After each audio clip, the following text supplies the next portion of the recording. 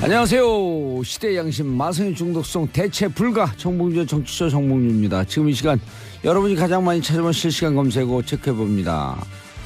손흥민 2017년 마지막 경기에서 한 골 2도움 멋진 마무리. 자, 어제 토트넘이 5대2로 이긴 경기였었죠. 케인은 해트트릭 3골을 몰아넣었습니다. 자, 리비아 송유관 폭발, 무장 귀환들 소행, 국제 유가 오르고 있습니다. 신광열 오늘 우병우 전 민정수석 구속 적부심을 신청했는데요. 본인한테 배당됐는데 부담이 느꼈나 보죠.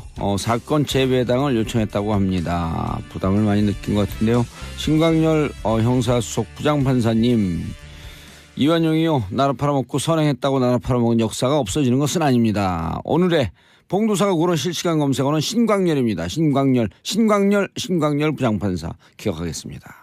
자, 첫 곡은 아바의 페르난도 들으면서 봉주의 정치쇼 1부 순서 들어가겠습니다. 오늘 뉴스 브리핑으로 시작합니다. 미디어오늘 정상근 기자님. 네, 안녕하십니까. 미디어오늘 정상근 기자입니다. 예. 자, 뉴스 브리핑 무슨 기사였나요? 네, 이병기 전 청와대 비서실장이 2015년 한일 위안부 합의 과정에 개입한 사실이 드러났다고 세계일보가 보도했습니다. 예, 이럴 줄 알았어요. 그렇죠. 예전에도 이런 의심들이 굉장히 많았었죠. 예. 내일이 그 한일 일본군 위안부, 그러니까 성노예 관련된 이걸 뭐 국가 간의 합의라고 해야 될지는 잘 모르겠습니다만. 합의 아니에요. 합의 문서 없습니다. 네, 합의 문서가 없으니까요. 각자 양국이 대언론 입장 발표한 거에 불과한 겁니다. 그렇습니다. 어쨌건 이 합의를 체결한 지 2주년이 되는 날이거든요. 2015년. 그냥 뭐가 주년이에요, 그게. 그렇죠. 네, 12월 28일이었으니까요. 예. 그러니까 2년이 되는 날입니다. 예. 문재인 정부가 출범한 이후에 정부는 이 합의를 검증하는 태스크포스를 꾸려서 합의 과정을 조사를 해왔었는데요. 아마 오늘 이 검증 결과를 발표를 할 것으로 예상이 됩니다.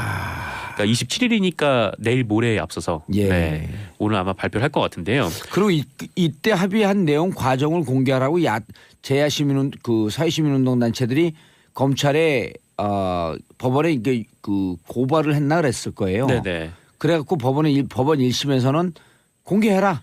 네, 공개하라라고 나왔었죠. 그러니까 외교부에서 공개 못했다 그러면서 항소한 거 아니에요. 네, 뭐 그렇습니다. 그래서 그런 과정이 있어요 지금. 네, 외교부가 그때 얘기를 했던 거는 계속 그런 의혹이 불거졌었거든요. 그러니까 고위급 회담을 따로 한 거 아니냐. 이제 외교부끼리의 회담이 아니라 지금 이게 모종의 일단 아베 신조와 박근혜 정부의 핵심 관계자들이 그렇게 움직여서 했던 게 아니냐. 그래서 아베 신조 총리 쪽에서는 책사인 야치소 치오타로 국가안전보장국장이 나왔었다, 뭐 이런 얘기까지 나왔었는데 양국의 국정원장들이 다 동원이 된 거네요. 그렇죠. 이제 이쪽에서는 사실상 이제 국정원장이 나온 셈인데 우리 쪽에서는 과연 누가 나갔냐, 뭐 이렇게 의혹들이 계속 왔다 갔다 하는 와중에 외교부가 그때 어떻게 설명을 했냐면은 청와대 지시를 받고 한 것이 없다라는 설명을 했었어요. 네. 그런데 아마 오늘 발표될 내용을 세계일보가 먼저 입수를 한 것 같은데, 이 내용에 따르면 한일 위안부 합의 과정에서 국장급 협상, 그러니까 외교부 간의 협상을 넘어서서 고위급 협상이 별도로 있었고, 네, 이 고위급 협상에 이병기 전 청와대 비서실장이 참석을 했다라는 겁니다. 어쨌든 그런 상황이고요. 그래서 이렇게 됐다면 당연히 청와대가 이를 주도한 것이라고밖에 볼 수가 없는 거죠. 네, 보도에 따르면 지금 이 외교부 TF는 윤병세 전 외교부 장관은 대면 조사를 했는데 이병기 실장은 아직 구속 중이어서 대면 조사를 하진 못했다고 합니다. 더 하기가 쉽게 됐네요. 네? 더 하기가 쉽게 됐어요. 구속이 됐으니까. 네, 구속 중이라서 볼 수 있는데 뭐 어쨌건 이병기 실장 같은 경우에는 아직 조사를 못했다고 하고요. 그래서 지금 TF 조사 결과가 어떻게 나올지도 지켜봐야 할 것 같은 그렇습니다. 근데 정상근 기자님. 네. 일부 우리 들어가기 전에 제가 오프닝 멘트 할 때 듣고 계셨었죠? 네, 들었죠. 신광열 부장판사를 얘기하면서 느닷없이 제가 이완용을 얘기했잖아요. 제가 이 보도를 보지도 못했는데. 네. 이게 나라를 팔아먹는데 국정원장들이 동원된 거거든요. 이게 나라의 역사를 팔아먹은 거거든요. 그렇죠. 지금 계속해서 저도 이제 몇 번 전해드렸지만 위안부 할머님들이 계속 돌아가시고 계세요. 그런데 느닷없이 내가 이 기사를 보지도 않았는데 이완용 얘기를 왜 했을까? 이런 기시감 뭔가 저한테 대답을 요구를 하시는 것 같은 느낌이 드는데. 감동을 하지 않는 눈빛이 난 기분 나빠갖고 계속 얘기하는 거예요. 네. 이 예지감이 놀랍지 않아요? 느닷없이 아니 신광열과 이완용 외교부 대신인가? 그 무슨 관계가 있어서 그 얘기를 했을까? 제가 얘기하고도 좀 민망했거든요. 아무런 연관이 없는데. 저는 지금 민망하네요. 다음 우리 작가분들 쓰는 것 좀 보세요. 네, 다음 다음 뉴스 뉴스 전에 전해주셔도 달라고 돼요. 하시네요. 흐흐흐. 안 웃겨요. 네, 다음 뉴스 전해드릴까요? 네, 그 앞으로는 임신 중에도 육아휴직을 쓸 수 있게 됩니다. 그 고용노동부는 좋은 소식이네요. 네네. 고용노동부는 26일 여성 일자리 대책을 발표했는데요. 그 사실 임신 초기가 가장 유산 위험이 높다라고 하고요. 예. 그 입덧도 심하게 나오는 상황이어서 그 많은 임산부들이 고통을 받고 있잖아요. 그래서 예. 그런데 임신 초기 같은 경우에는 잘 티도 안 나고 하니까 네, 기업에서 배려를 해주는 경우가 굉장히 드물다고 해요. 그래서 쉬지도 못하고 결국 임신한 후에 많은 여성들이 일자리를 떠날 수밖에 없고 예. 그래서 또 경력 단절 문제로 이어지는 이런 그렇죠. 상황이 있었는데 어제도 우리가 언니 뉴스 하면서 네. 82년생 김지영 82년생 김지영 경단녀 얘기를 잠깐 나눴거든요. 네네. 예, 심각한 사회 문제죠. 네, 심각한 사회 문제죠. 예. 네, 이를 막기 위해서 정부가 2019년부터 그 임신 기간에도 예. 그 육아휴직을 최대 10개월까지 허용하기로 했습니다. 예. 그 다만 임신의 그 육아휴직의 기간이 상한 기간이 1년에서 1년 10개월로 늘어나는 건 아니고요. 예. 1년을 육아휴직을 쓸 수 있는데 그중에 최대 10개월까지 그 임신 기간 중에 사용할 수가 있다는 아하, 거죠. 그래서 예. 이 1년을 자신의 몸에 맞게 분배를 해서 육아휴직을 사용할 수 있다 이렇게 보시면 되고요. 좋은 뉴스네요. 네, 그렇죠. 아무래도 네, 임신 초기에 굉장히 좀 임산부들이 힘이 드니까. 그리고 네. 임신 초기 그 3개월에서부터 5개월 사이가 네. 제일 위험할 때요. 건강을 잘 관리해야 될 때. 네, 맞아요. 예. 그때가 가장 주의해야 할 때고 가장 주의할 네, 때죠. 유산율도 그때가 가장 높다고 그래서 그런 좀, 부정적 표현 쓰지 마세요. 네. 그냥 가장 조심하시면 됩니다. 네, 그렇게 하시면 조심하셔야죠. 돼요. 예. 네. 알겠습니다. 그리고 이와 예. 함께 그 2020년부터는 여성 노동자가 원하면 그 임신 전 기간에 걸쳐서 그 노동 시간을 2시간 단축할 수 있도록 했습니다. 지금은 이제 초기하고 말기 정도에 한해서 쓸 수가 있는데 이제 전 기간으로 그거를 확대를 하겠다는 거죠. 맞아요. 네, 그래서 초기 임산부 같은 경우에는 가장 어려운 게 러시아워 시간에 출근을 해야 되니까 그러네요. 이게 가장 문제가 되는데 조금 한두 시간만 늦게 출근해도 네네. 또 한두 시간만 일찍 퇴근해도 조금 여유 있게 갈 수가 있으니까. 1시간 일찍 늦게 출근하고 일찍 퇴근하면 또 러시아워 시간을 피할 수가 있으니까요. 네, 그렇죠. 예. 근데 또 뭐랄까 초기 임산부 같은 경우는 티도 안 나니까 뭐 자리를 예. 양보받거나 좀 그런 일도 거의 없죠. 예. 지금 그렇고요. 또한 남성의 육아 참여를 늘리기 위해서 그 현 3일밖에 안 되는 그 배우자의 유급 출산 휴가를 2022년까지 단계적으로 총 10일로 늘릴 예정이고요. 네, 육아휴직 급여도 상한액을 확대를 할 계획이라고 합니다. 예. 그래서 문재인 대통령은 이와 관련해서 그 6기 저출산 고령화위원회 출범 첫 간담회에 참석을 했는데요. 여기서 그 지난 정부를 통틀어 저출산 문제 해소를 위해서 200조 원의 재원을 들였는데 효과를 보지 못했다 이렇게 예. 말씀하시면서 가장 중요한 것은 결혼하고 출산하는 것이 네, 여성들의 삶 또는 여성들의 일을 억압하지 않도록 하는 것이다 이렇게 맞아요. 말씀하셨습니다. 그리고 이게 예산 들어가지 않는 거지만 우리 사회적으로 이런 합의를 좀 하면 좋을 것 같아요. 예를 들어 갖고 희망을 상징하는 꽃이 있을 거 아니에요. 무슨 예를 네. 들어 장미라고 치면은 네네. 임신한 여인들은 그 장미꽃을 이렇게 작은 심볼을 하나씩 달고 다니는 거예요. 네. 그럼 초기든 아니면 그 중기든 그럼 어디서든 누가 그 장미꽃 그 심볼을 보면 아 임신했구나 그러면서 대중교통에서는 자리를 양보해 줄 수 있게. 네, 일부 지자체에서는 그런 배지를 주기도 해요. 그래요? 네, 그런데 그거를 달고 다녀도 네. 이게 러시아어 시간 같은 경우에는 사람들이 많고 너무 하다 많으니까. 보니까 이게 앞에 이제 자리 있는 데까지 찾아가기도 쉽지 않고 그렇죠. 네, 그쪽에서 비켜다 나오기도 좀 쉽지 1시간 않은 늦게 그런- 출근하고 1시간 일찍 퇴근하는 거 좋은 아이디어네요. 네, 그렇습니다. 그리고 사용자들 그 오너들은요 이런 생각하면 내 마인드를 딱 바꾸면 경영하기 편하거든요. 네, 노동자들은 급여 많이 주고 많이 놀리면 일 열심히 합니다. 네, 그렇죠. 예. 뭐 옛날처럼 막 몇십 시간을 계속 일을 시킨다고 해서 생산성이 높아진다라는 그렇죠. 시대는 좀 지나갔죠. 그리고 그렇게 돈을 급여를 많이 주고 많이 놀리려고 그러는 게 많지 않더라도 네. 다만 1, 2만 원만 더 돼도 노동자들은 알거든요. 그 고마움을. 네, 그렇죠. 예. 그래서 그렇게 하는 회사는 또 잘 돼요. 네, 맞아요. 그래서 요새 기업 문화도 뭐 해외 기업 중심으로 많이 변한다고 하는데 예. 아직까지 우리나라는 그 있는 휴가도 쓰기가 힘든 분들이 굉장히 많아서 눈치 보게 하고요. 네, 좀 그런 문화부터 좀 바꿔나가야 되지 않을까 그런 생각이 좀 듭니다. 기업하시는 분들이 조금 더 여유 있으니까 조금 더 베풀어야 되겠다. 아니면 베푸는 게 아니라 노동에 대한 정상적인 대가를 지불하는 거거든요. 그렇죠. 그런 네. 마인드를 가지면 사회가 조금 더 나아질 텐데. 자, 샵 1035 짧은 문자 50원 긴 문자 100원 100원 문자 보내주시고 샵 1035입니다. 전혜원님 맞아요. 임신 초기가 제일 힘들었어요. 저도 유산되고 6년 만에 애 낳았어요. 유산 충격이 커요. 아, 네, 오래 그럼요. 가고요. 네, 이런 일이 없어야 되는데 네, 이렇게 좀 정책적으로나 기업 문화적으로 배려가 있으면은 사회가 좀 나을 것 배려해야지 애를 잘 낳습니다. 결혼도 열심히 하고요. 그렇습니다. 자, 또 그다음도 훈훈한 소식이네요. 인천공항공사. 네, 인천공항공사 노사가 비정규직 노동자들을 대부분 정규직으로 전환키로 합의를 했습니다. 예. 그 문재인 대통령이 취임한 이후에 처음 방문한 곳이 네, 인천공항이었죠.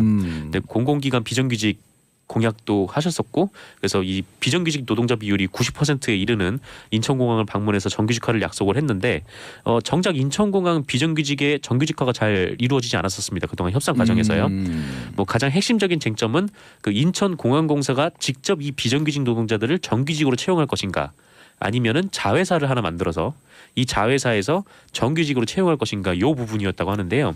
자회사 만들었고 하는 것도 꼼수 아니에요, 근데? 뭐 그렇게 볼 수도 있죠. 그래서 아무래도 비정규직 노동자분들은 직접 고용을 원했었거든요. 이분들이 계속 그 2년마다 계약을 갱신을 하면서 계속 신입사원이 되는 거예요. 그동안의 경력을 인정받지 못하고 그러니까 십수년간 일을 해도 매년 이제 신입사원으로 다시 재입사하고 재입사하고 그렇게 해왔던 겁니다. 또 고용 불안에 시달리기도 했고요. 하지만 뭐 이 부분에 대해서 이제 결국에는 네. 해법은 양측이 합의한 거는 네, 일부는 직접 고용을 하고 대다수는 네, 자회사 고용으로 하기로 했습니다. 그래서 이제 직접 고용하는 규모는 3천여 명 정도고 뭐 공항 보안이나 아니면 뭐 어떤 좀 특수 직종 같은 경우에 이렇게 하기로 했고 나머지 분들은 자회사 2곳을 만들어서 고용을 할 계획인데요. 일단 뭐 고용 분할은 없앤 것으로 볼 수 있고요. 다만 이 부분에서 또 합의가 있었는데 그 정규직 노동자와 자회사 노동자 사이에 임금이나 처우 수준이 차등이 없게 만드는 좀 그런 부분에 대해서도 합의를 했어요. 그래서 뭐 기존의 자회사 이런 그 착취 구조를 하나 더 만드는 것보다 좀 더 나은 좀 긍정적인 형태의 자회사로 모델을 만들어가는 것에 네, 노사 양측이 협의를 했다고 합니다. 알겠습니다. 비정규직 그 근로자들이 희생당하잖아요. 급여도 작고 급여도 그다음에 작죠. 노동의 전문성이 없어갖고 사고도 자주 나고. 네, 계속해서 2년마다 회사는 또 회사대로 손해고 네. 그다음에 그 노동자들은 노동자대로 또 급여도 작고 그러니까는 생활도 안정되지 않고. 네, 이 어차피 이 하청이라는 것이 원래 노동자의 노동의 대가로 측정된 몫이 있잖아요. 근데 이 몫을 노동자한테 주면서 하청업체가 중간에서 그 차익을 편익을 이제 취하는 방식으로 이루어졌기 때문에 이게 직접 고용만 되더라도 네, 아무래도 그 부분에 대해서 없어질 수가 있죠. 그래서 중간에 있는 그 기업들 그 하청 기업들이 먹는 수익이 다 그게 또 짬짬해갖고 그 자치단체장이나 무슨 단체장과 무슨 특별관계 특수관계에 있는 사람들 맞아요. 그런 사람들에게 수익 남겨주기 위해서 노동자를 착취하는 구조. 네, 이런 경우도 되게 많죠. 일감 몰아주기 형식으로 뭐 상속을 할 때 이제 적은 돈으로 인력회사를 세우고 그 인력회사가 그 기업에 계속 인력을 공급하면서 이 상속 받는 사람들은 계속 이제 재산을 불려나가는 네, 그런 형태도 있었었죠. 알겠습니다. 다음 뉴스요. 네, 정부가 석혜균 선장의 치료비를 대납하기로 했습니다. 이제 지원하는 거예요? 그렇습니다. 기존 보수 정권은 국가 안보 이런 걸 얘기를 하면서 이렇게 나라를 위해서 목숨을 바칠 그 헌신한 사람들, 이런 사람들 이제 치료비 대주면 이거 어떻게 해요? 2011년이니까 이명박 정부 때 벌어진 일이었죠. 그때 석혜균 선장에 대해서 이명박 정부가 계속적으로 뭐 홍보를 하지 않았습니까? 뭐 아덴만의 영웅이다. 밀립치업이 1억 6천만 원이래요. 네, 그렇습니다. 아덴만의 영웅이다 이렇게 했는데 물론 석혜균 선장께서 뭐 이렇게 그 자기 휘하에 선원들을 구하기 위해서 그 노력을 하셨고 그 대가로 엄청난 그 부상을 입은 건 사실인데, 네 정작 이렇게 얘기를 해놓고 정부는 석혜균 선장의 치료비도 내지 않았다는 겁니다. 광은 광대로 팔고 책임은 하나도 안 지고. 네. 그렇습니다. 당시 석 선장의 치료비가 2억 5,500만 원이었는데 그 석 선장이 이제 의상자로 지정이 돼서 의료급여 수급자가 됐고 이 덕분에 이제 의료보험으로 적용 가능한 8,800만 원 정도는 모두 정부에서 지원을 이미 한 상태긴 해요. 근데 하지만 이제 비급여 항목 1억 6,700만 원 아까 말씀하셨던 바로 그 돈인데요. 1억 6,700만 원이 납부가 안 됐습니다. 예. 그래서 이거를 원래 뭐 법적으로라면 소속 해운사가 지불을 해야 되는데 이 해운사도 법정 관리에 들어간 상태여가지고 사실상 아무도 신경 안 쓰는 그런 상황이었거든요. 알겠습니다. 그러니까 이런 비급여 3,800개 항목 다 급여로 전환시키자는 거 아니에요. 네, 그럼 이렇게 따로 그렇습니다. 낼 필요도 없었죠. 맞아요. 그럼 예. 의료보험에서 다 대납이 되니까요. 알겠습니다. 정상 기자님 인사하시고요. 네, 감사합니다. 자, 저는 2부 3변 시대로 돌아오겠습니다. 정봉재 정치쇼 2부 순서 들어가겠습니다. 자, 수요일 3변 시대죠. 자, 법조인의 눈으로 대한민국 정치사회 법조 뉴스를 들여다본다. 고구를 대표하는 백성문 변호사님. 네, 안녕하세요. 백성문 변호사입니다. 예, 신라를 대표하는 김태현 변호사님. 백김태현. 네, 안녕하세요. 예. 유일하게 이름이 영어 이름이에요? T.O.P. T.O.P. 타. Tears of Park. 아, 네. 이제 익숙해요. 예. 자, 박지훈. 네, 백제를 예. 박지훈입니다. 백제 특히 목포 하이도를 대표하는. 네, 신한 하이도입니다. 예. 자, 박봉란님 오늘 처음으로 고릴라 앱 깔고 첫 출첵이에요. 저 반겨주실 거죠? 나이가 드니 기계치가 되네요. 나이도 얼마 안 드셨을 것 같은데 이제 한 기계치가 되신 분이 어떻게 고릴라 앱을 까셨죠? 그러니까 쉽지 뭔가 않죠. 깔아주겠죠. 아, 기계치는 기계치인데 핸드폰은 기계라고 생각하는 게 아니에요. 핸드폰은 전화. 핸드폰이다. 핸드폰은 전화. 자, 샵 1035 문자 보내주시기 바라겠습니다. 자, 먼저 백성문 변호사님 뽑은 네. 2017년 법정을 흔든 인물. 사실 뭐 이분을 빼고 올해 법정을 논하기가 힘들죠. 네. 저기 옆에 계시잖아요. T.O.P. 어. 네, 박근혜 전 대통령이 이제 부인도 아니에요, 저는. 아, 힘들어. 부인하는 것도 지쳤어. 아니, 사실- 감동의 눈빛이. 그러니까 제가 이 얘기하면 울까봐. 예. 아니, 울질 않아요, 이제. 이제 감정 관리하면서 네, 감정 관리. 못한 그분만 생각하던 미소. 사실 미소예요. 미소가 저 도는 거예요. 친박 아니라니까요. 사실 교과서에서만 봤지. 예. 우리나라 대통령이 탄핵이 될 거라고 생각해 본 적은 없었거든요. 헌법 교과서에 2페이지 있어요. 2페이지. 12월 9일 날 탄핵 소추안이 가결이 됐잖아요. 네. 국회에서. 야, 그것도 감동인데 헌문제에서 이게 8대요. 될까? 8대요. 저는 피청구인 대통령 박근혜를 파면한다. 이정미 재판관의 그 얘기가 전 여기서 보고 있었잖아요. 소름이 네. 저는 모 방송국에서 저도 생방하고 있었는데 그때 우리나라가 정말 좋은 나라가 됐구나. 최고 권력자 살아있는 권력도 국민의힘으로 파면을 시킬 수 있구나. 예. 그때 굉장히 감동을 받았거든요. 그러니까 우리 감동받을 때 눈물 흘리는 사람 있잖아요. 슬퍼서 여기서. 아니라니까요. 근데 이제 그리고 나서 탄핵에 그친 게 아니라 이제 뭐 아시겠지만 박근혜 전 대통령이 한 18가지 정도 혐의로 많기도 해요. 많기도 해요. 네. 그래서 구속돼서 재판을 받는데 사실 박근혜 전 대통령이 제가 다른 건 몰라도 대통령 할 때 법치주의 굉장히 많이 강조했어요. 예. 근데 법치주의는 히틀러도 강조했어요. 엄청나게 법치주의를 강조한 사람이 일단 지금 재판도 불응하고 있고요. 구속기간 연장됐다고 지금 재판도 지금 완전 보이콧하고 있죠. 예. 거기다가 이제 뭐 재판 이것도 이제 마무리돼서 이제 2월쯤에 이제 선고가 날 텐데 이거 말고 내년에 또 다른 걸로 또 재판을 또 받아야 돼요. 특활비. 네, 특활비. 어제 또 조사 갔는데 또 면담만 하고 예. 저 얘기 안 할래요. 그리고 들어가 버렸잖아요. 그래서 일단 지금 나머지 국정원장 그 당시 3명 국정원장과 그다음에 이재만 안봉근 비서관의 진술들을 보면 예. 그냥 박근혜 전 대통령의 특활비는 그냥 말 그대로 그냥 몸통이에요. 그래서 일단 검찰에서는 또 구치소 가서 조사해봐야 어차피 얘기 안 할 거니까 나머지 이제 증거 자료를 기초로 해서 이제 기소할 방침이기 때문에 내년 이맘때에도 올해 또 형이 뽑은 나오죠. 법정을 흔든 인물에 또 박근혜 전 대통령이 나오지 않을까 그런 생각이 좀 드네요. 좀 만났으면 좋겠어요. 접견을. 사실은 예전에 YS 같은 경우는 이 나라가 막았잖아요. 정부에서 그 집에서 못 나오게 했는데 본인이 지금 막고 있거든요. 예. 그러니까 사실은 이거는 글쎄요. 뭐 법치 얘기를 했지만 결국 재판을 뭐 아직 재판이 모든 게 유죄가 된 것도 아니고 다툼의 여지가 있는 부분도 있어요. 충분히. 그래서 죄송합니다.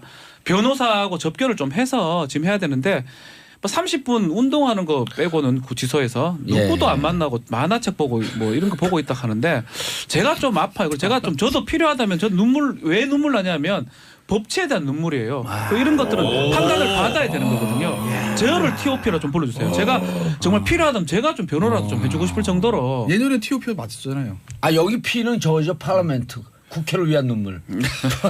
하여튼 이거는 사실 재판은 제대로 응해야 되고 특활비도 좀 조사도 좀 받아줬으면 하는 그런 마음이에요. 사실은. 근데 그렇게 받으면 이제 법리 재판으로 가고 유죄가 나오게 되면 정말 얘가 법적으로 잘못됐다라고 하는 그 올가방에 자기한테 씌운다라고 하는 나름대로 전략이 있는 거 아닐까요? 아 근데 그러니까 정치 재판을 하겠다 나는. 그렇다고 한들 이제 그거 예. 재판 다 했었고 거의 다 재판이 마무리됐고 혼자만 있는 게 아니에요.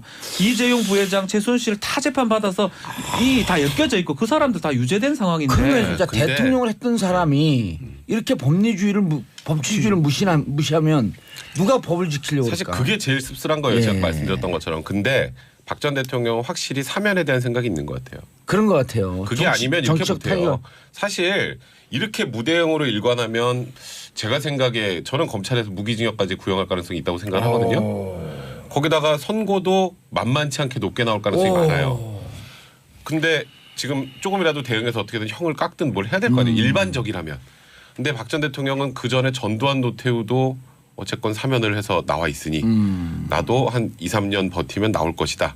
근데 내가 뭔가를 인정을 하면 그나마 남아있는 조금의 정치적 자산마저 사라질 우려가 있으니 나는 지금 정치 탄압을 받는 거야로 끝까지 가야지 이렇게 결심한 거죠. 저는 그러니까 사면의 생각이 있는지 제가 그 머릿속에 안 들어봐서 모르겠는데 예. 제가 지난번에 한번 말씀드렸을 거예요. 본인이 정말 사면의 목적이 있다라고 하면 예. 그 목적을 달성할 수단은 정말 잘못 쓰는 거죠. 아하. 왜냐하면 제가 정치조에서 그 얘기 말씀드렸잖아요. 예. 올 연말 후 사면 얘기, 연말에 사면 얘기가 나올 거다. 그 얘기에 놓은 거는 아까 백 변호사 얘기했던 그 부분이거든요. 전두환 노태우 그 많은 사람을 죽게 만들어서 전두환 노태우도 2년 만에 사면됐는데 예. 본인이 어쨌든 직접 본인의 포켓으로 돈이 들어가지 않은 박 전 대통령을 이제 2년 본인 넘게 포켓에 이제- 들어간 게 나오기 시작했다. 검찰 말고 이제 삼성 내부에 나올 때까지만 일단 그거를 2년 넘게 있는다. 그런 정치적 부담이 있기 때문에 보수 세력 중심에서 올 연말 지방선거 끝나고 들어가면 사면 얘기가 나오기 시작할 거고 그럼 문 대통령도 고민에 빠집니다. 그렇게 될 수밖에 없어요. 그런데 사면이라는 거는요 말 그대로 대통령 은혜예요. 그 대통령이 보수 대통령이든 진보 대통령이든 군사 독재 대통령이든 대통령의 은혜를 은전을 베푸는 게 사면입니다. 그럼 명분이 있어야 돼요. 예를 들어서 박근혜 전 대통령이 재판 다 성실 임하고 예. 어쨌든 유죄 받고 그냥 법정에서 법대로 다투고 그리고 나서 정치적인 액션을 하지 않고 조용히 있을 땐 문재인 대통령 입장에서 보면 사면을 반대하는 본인의 지지자를 설득할 수 있는 근거가 생겨요. 예. 야, 저 봐. 다 구속도 한 2년 돼 있었고. 야, 사람 죽인 사람도 2년 있었는데 어떻게 그 전직 그 성실 재판도 받았고 반성도 하고 있고. 그래, 좀 불쌍하지 않냐? 좀 봐주자. 그래야 소위 말하는 문재인 대통령 열성 지지자도 설득이 됩니다. 또 김태현 변호사도 계속 해주자고 주장하고 있고 눈물 돌려주면서 네. 이렇게. 그런데 이 상태에서 설득되겠습니까? 안 되죠. 제가 문재인 대통령 지지자도 무슨 사면이에요? 지금 아하. 법치주의도 농단하고 재판도 하고 저러고 버티기 그렇죠. 이 얘기 나오고. 아, 예, 그러니까 알겠어요. 강다영님 사면요. 김치 국물만 드링킹하고 계시나 봐 씁쓸. 예. 8277 사면의 사자도 꺼내봐. 아, 그렇죠. 이 여론이라는 거 근데 얘기가 이게 여론이에요. 네, 그리고 이게 그렇죠. 100% 맞는 여론이고 여론인데. 다만 지금 우리가 앞날을 네. 미리 예측해 그렇죠. 보건데 네. 본인이 정치 재판을 간다고 한다면 이렇게 할 수 있다. 그러니까 그리고 이제 대통령은 사실은 고민될 수밖에 없어요. 예. 대통령이니 여러 가지 다 아우러야 되잖아요. 또 하나는 또 전혀 반대 의미에서 박 전 대통령 지금 정치 주장한다고 그랬잖아요. 정치 주장의 목적은 뭐죠? 지지자들 본인의 지지자 결집. 결집이에요. 그러면 지금 문재인 대통령 입장 생각해 봅시다. 눈을 딱 감고 이렇게 생각을 해요 지금.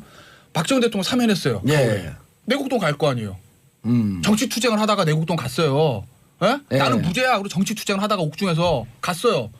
그럼 그 앞에 어떻게 될까요? 내곡동 앞에? 박을 하겠죠. 박을 할거 태극기 들고 예. 뭐 그게 부담 되겠습니까? 안 되겠습니까? 문재인 대통령 입장에서 부담 돼요. 그러면 더 해줄 수도 없는 거라고요. 저는 당장 사면도 없을 것 같고요. 그렇기 때문에 예. 박 전 대통령 정말 사면을 원한다면 지금의 저 수단은 굉장히 옳지 않다. 잘못된 예. 수단을 택하는 거다. 누군가 올바른 조언을 해줘야 되는데 예. 그냥 그걸 본인 혼자 만나야 생각해서 조언을 저렇게 해주죠. 결정하는 거 아니 같아요. 사면도 말할 거리도 없는 거고요. 저는 없어요. 항상 나쁜 선택을 하는 것 같아요. 지금 작년 10월 달부터 해가지고 무슨 대국민 담화 그리고 탄핵 그리고 개헌 뭐 온갖 하는 거 보면 최악의 수를 계속 선택하고 있는 것 그 같아요. 국회에서 안을 내게 되면은 그 책임 총리를 내게 되면 받겠다. 예. 다 꼼수. 다 최악의 수를 낸 거고 아, 그게 최순실 머리에서 나왔죠. 구속도 마찬가지고요. 다 기회들이 계속 있었어요. 지금도 기회예요. 예. 마지막으로 기회가 왔어요. 아, 마지막으로 잡을 수 있는 기회가 와가지고 법정에 나와서 인정하고 잘못했으니까 어떻게 해달라고 한다 그러면 마지막 기회를 붙잡을 수 있는데 그것도 지금 뻥 차버린 상황이잖아요. 아니 근데 귀에 그러니까 그 이름이 약간 류해하고 누구죠? 류여해? 류여의 전 최고위원입니다. 류여해. 예. 아니 근데 그 김태현 변호사님을 여기서 이렇게 잘하는데 제가 채널 A를 봤어요. 왔어요. 그랬더니 거기서 유해 얘기하면서 막 태극기를 휘날리면서 뭐 신발을 벗고 그러니까 지나가던 사람이 흉내 그만 내고 얘기하세요. 그랬더니 깨갱 그러더니 여기서 자꾸 연기하다가 자꾸 딴 데 텔레비 가서 자꾸 아니 연기를 무슨 하려고 이렇게 그래. 잘하는데 그 사람이 흉내 그만 내세요. 그러면 흉내 내게 좀 놔두세요 이러고 계속 해줘서 깨갱 그러더니 은근히 약해요. 은근히 약해. 종편은 재심이가 중요하기 때문에 저는 또 방송국 입장을 항상 예, 고려합니다. 자 정치 투쟁을 하고 있다. 네. 근데 지금 정치 투쟁 아니 근데 사면은 지금 아니, 얘기할 게 아니라 상황이 예. 예측이 그러니까 박 전 대통령 입장에서는 그걸 고려하고 있을 것이다라는 예측인 거고요. 그걸 고려하려면 이렇게 해서 안 된다. 그렇죠. 뭘 해도 지금 이렇게 쭉 연결되는 게 그런 거죠. 그러니까 지금 이 방향으로 하면 저도 예. 문재인 대통령이 절대 사면해 줄 수가 없어요. 두 분이 저 아주 그 법정 최고형이 나올 것이다. 2월 선고. 글쎄요, 그건 저는 칼비 다 모르겠어요. 빼고. 그러니까 선고나 형량, 구형, 경고 선고형인데 왜냐면 최순실 15년에 나왔으니까. 최순실이 아니, 안 나왔지, 25년 아직. 구형했어요. 25년. 25년. 그러니까 그걸 1월 기준으로 16일이죠. 네, 플러스 3년도 있잖아요. 그 이대 것도. 네, 그러니까 일단 이거로 28년. 25년이 다 저기 박 전 대통령이랑 혐의가 동일하니까 그러면 최순실보다 기준으로 해서 높게 구형 또는 선고 낮게 나올 거냐인데 저는 솔직히 판단을 못 하겠어요. 왜냐하면 박 전 대통령 입장에서 보면 최순실 기준으로 해서 본인이 더 유리한 거 있고 불리한 게 있어요. 불리한 건 뭐냐면 내가 VIP였어. 그러니까 이걸 범죄 집단으로 보면 예를 들면 수괴. 헤드죠. 헤드. 헤드 회장 예. 최순실 사장이잖아요. 범죄 집단이라 본다 가정한다면 어쨌든 대통령과 박근혜 전 대통령 사인해서 KJ담에 다 된 거 아니야? 예. 뭐 삼성도 만약에 뇌물의 유시 확정된다고 하면 결국 박 전 대통령이 지시를 해서 한 거 아니야? 당신이 헤드야. 당신이 최종 책임자야. 그러니까 VIP였으니까 대통령 VIP를 하잖아요. 그러니까 그거는 그게 만약에 좀 작용이 되면 최순실보다 높게 나올 건데 단 뭐가 있냐면 예. 가장 중요한 건 뇌물입니다. 뇌물에 있어서 가장 중요한 건 돈을 누가 받았냐는 거거든요. 아하. 돈은 다 최가 받았다는 거예요. 예. 박 전 대통령 돈이 안 들어갔어요. 어쨌든 특활비 빼고.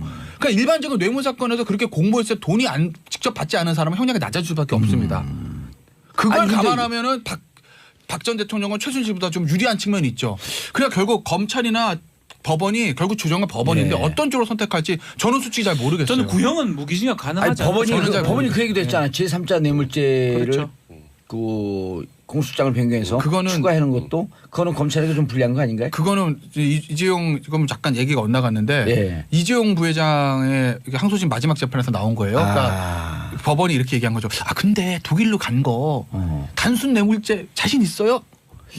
저 제3자 뇌물죄 예비적 공소장으로 추가하는 거를 한번 좀 검토해 보세요. 이렇게 얘기를 합니다. 근데 그걸 설명을 드릴까요? 의미를?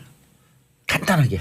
간단하게 설명되면 독일로 간 거가 단순 뇌물죄가 쉽지 않고 제3자 뇌물죄로 해야 되는 거 아니냐. 그런데 제3자 뇌물죄라면 부정한 청탁 입증이 안 되니까 니들이 무리해서 단순 뇌물죄를 기소한 게 아니냐라는 게 삼성 변호인단의 1심부터 일관된 주장이었습니다. 그런데 항소심 막판에서 재판장이 그 부분에 대한 얘기를 꺼낸 거예요. 예. 그래서 실제로 검찰의 공소장을 변경해서 어떻게 변경했냐면 단순 뇌물죄가 1번 퍼스트 아. 그게 안 되면 그물을 네, 이쪽으로 그게 안 되면 제3자 뇌물죄로도 해주세요 이거거든요.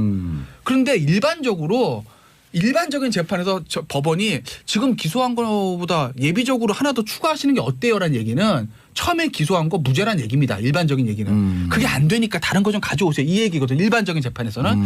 그런데 이거는 워낙 삼성 재판이고 박영수 특검 발동의 3개의 재판이기 때문에 네. 일반 형사 사건에서는 그렇게 단정해서 말할 수 있는 건 아닌데 어찌됐든 간에 특검이 조금 곤란하게 된 건 맞아요. 알겠습니다. 자, 두 번째 박지훈 변호사님이 뽑은 2017년 법정을 흔든 인물. 저는 이 사람을 꼭 뽑아야 될 것 같아요. 예, 내가 맞춰볼까요? 염소예요? 우병우입니다. 예. 우병우 전 수석인데요. 우병우 전 수석이 사실 구속적 작년부터 그 레이저 눈빛 쏘았던 거 하고 검찰 청사 들어가가지고 팔짱 낀 모습부터 해가지고 그렇게 여러 번 포토라인에 썼는데 요래저래 해서 계속 피하다가 급기야 지금은 구속은 됐는데 지금 단계에서는 적부심까지 지금 청구한 상황이고 그래서 동기생이었나요? 그 신광열 판사가 동기생뿐만 아니라 경북 봉화, 동양, 봉화죠. 연수원 동기, 서울법대 동기니까. 의외로 신광열 수석부장이 원래 적부심을 아마 할 가능성이 컸는데 법원에서 이례적으로 배제시켜 버렸습니다. 다른 판사로 지금 아니 본인이 본인이 바꿔달라고 그랬어요, 했어요. 본인이. 그게 맞죠, 사실은. 예. 배제를 뭐 바꿔달라 했겠습니까? 아니 본인이 아니 그러니까 본인이, 예. 그건 뭐 팩트니까 더 얘기할 필요는 없겠고 아, 어쨌든 그건- 하면 안 되죠 상황상. 그러니까 본인 입장에서 부담되죠. 구속 적부심까지 온 이 상황에서 우병우 전 수석이 정말 올해도 흔들고 내년도 저는 흔들지 않을까. 2018년까지 2016, 17, 18년을 흔들 사람이 아닌가 생각이 듭니다. 아니 근데 요 우병우 구속적부심 신청하면서 우리 그 김관진, 임관빈 다시 한번 돌아보면 김동진 부장판사 인천지법 그 형사 부장판사가 말씀했듯이 네.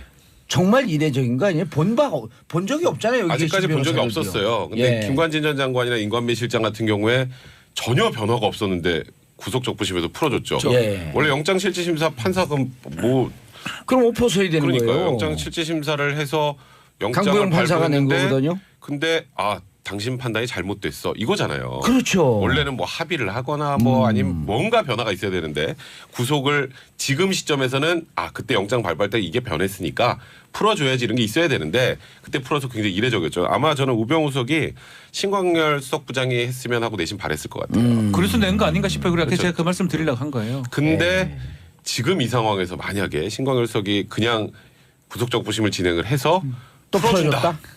아유, 저뭐 상상하기 싫네요, 그거는. 신강렬 부장판사 그렇게 배짱이 큰 사람이 아니래요.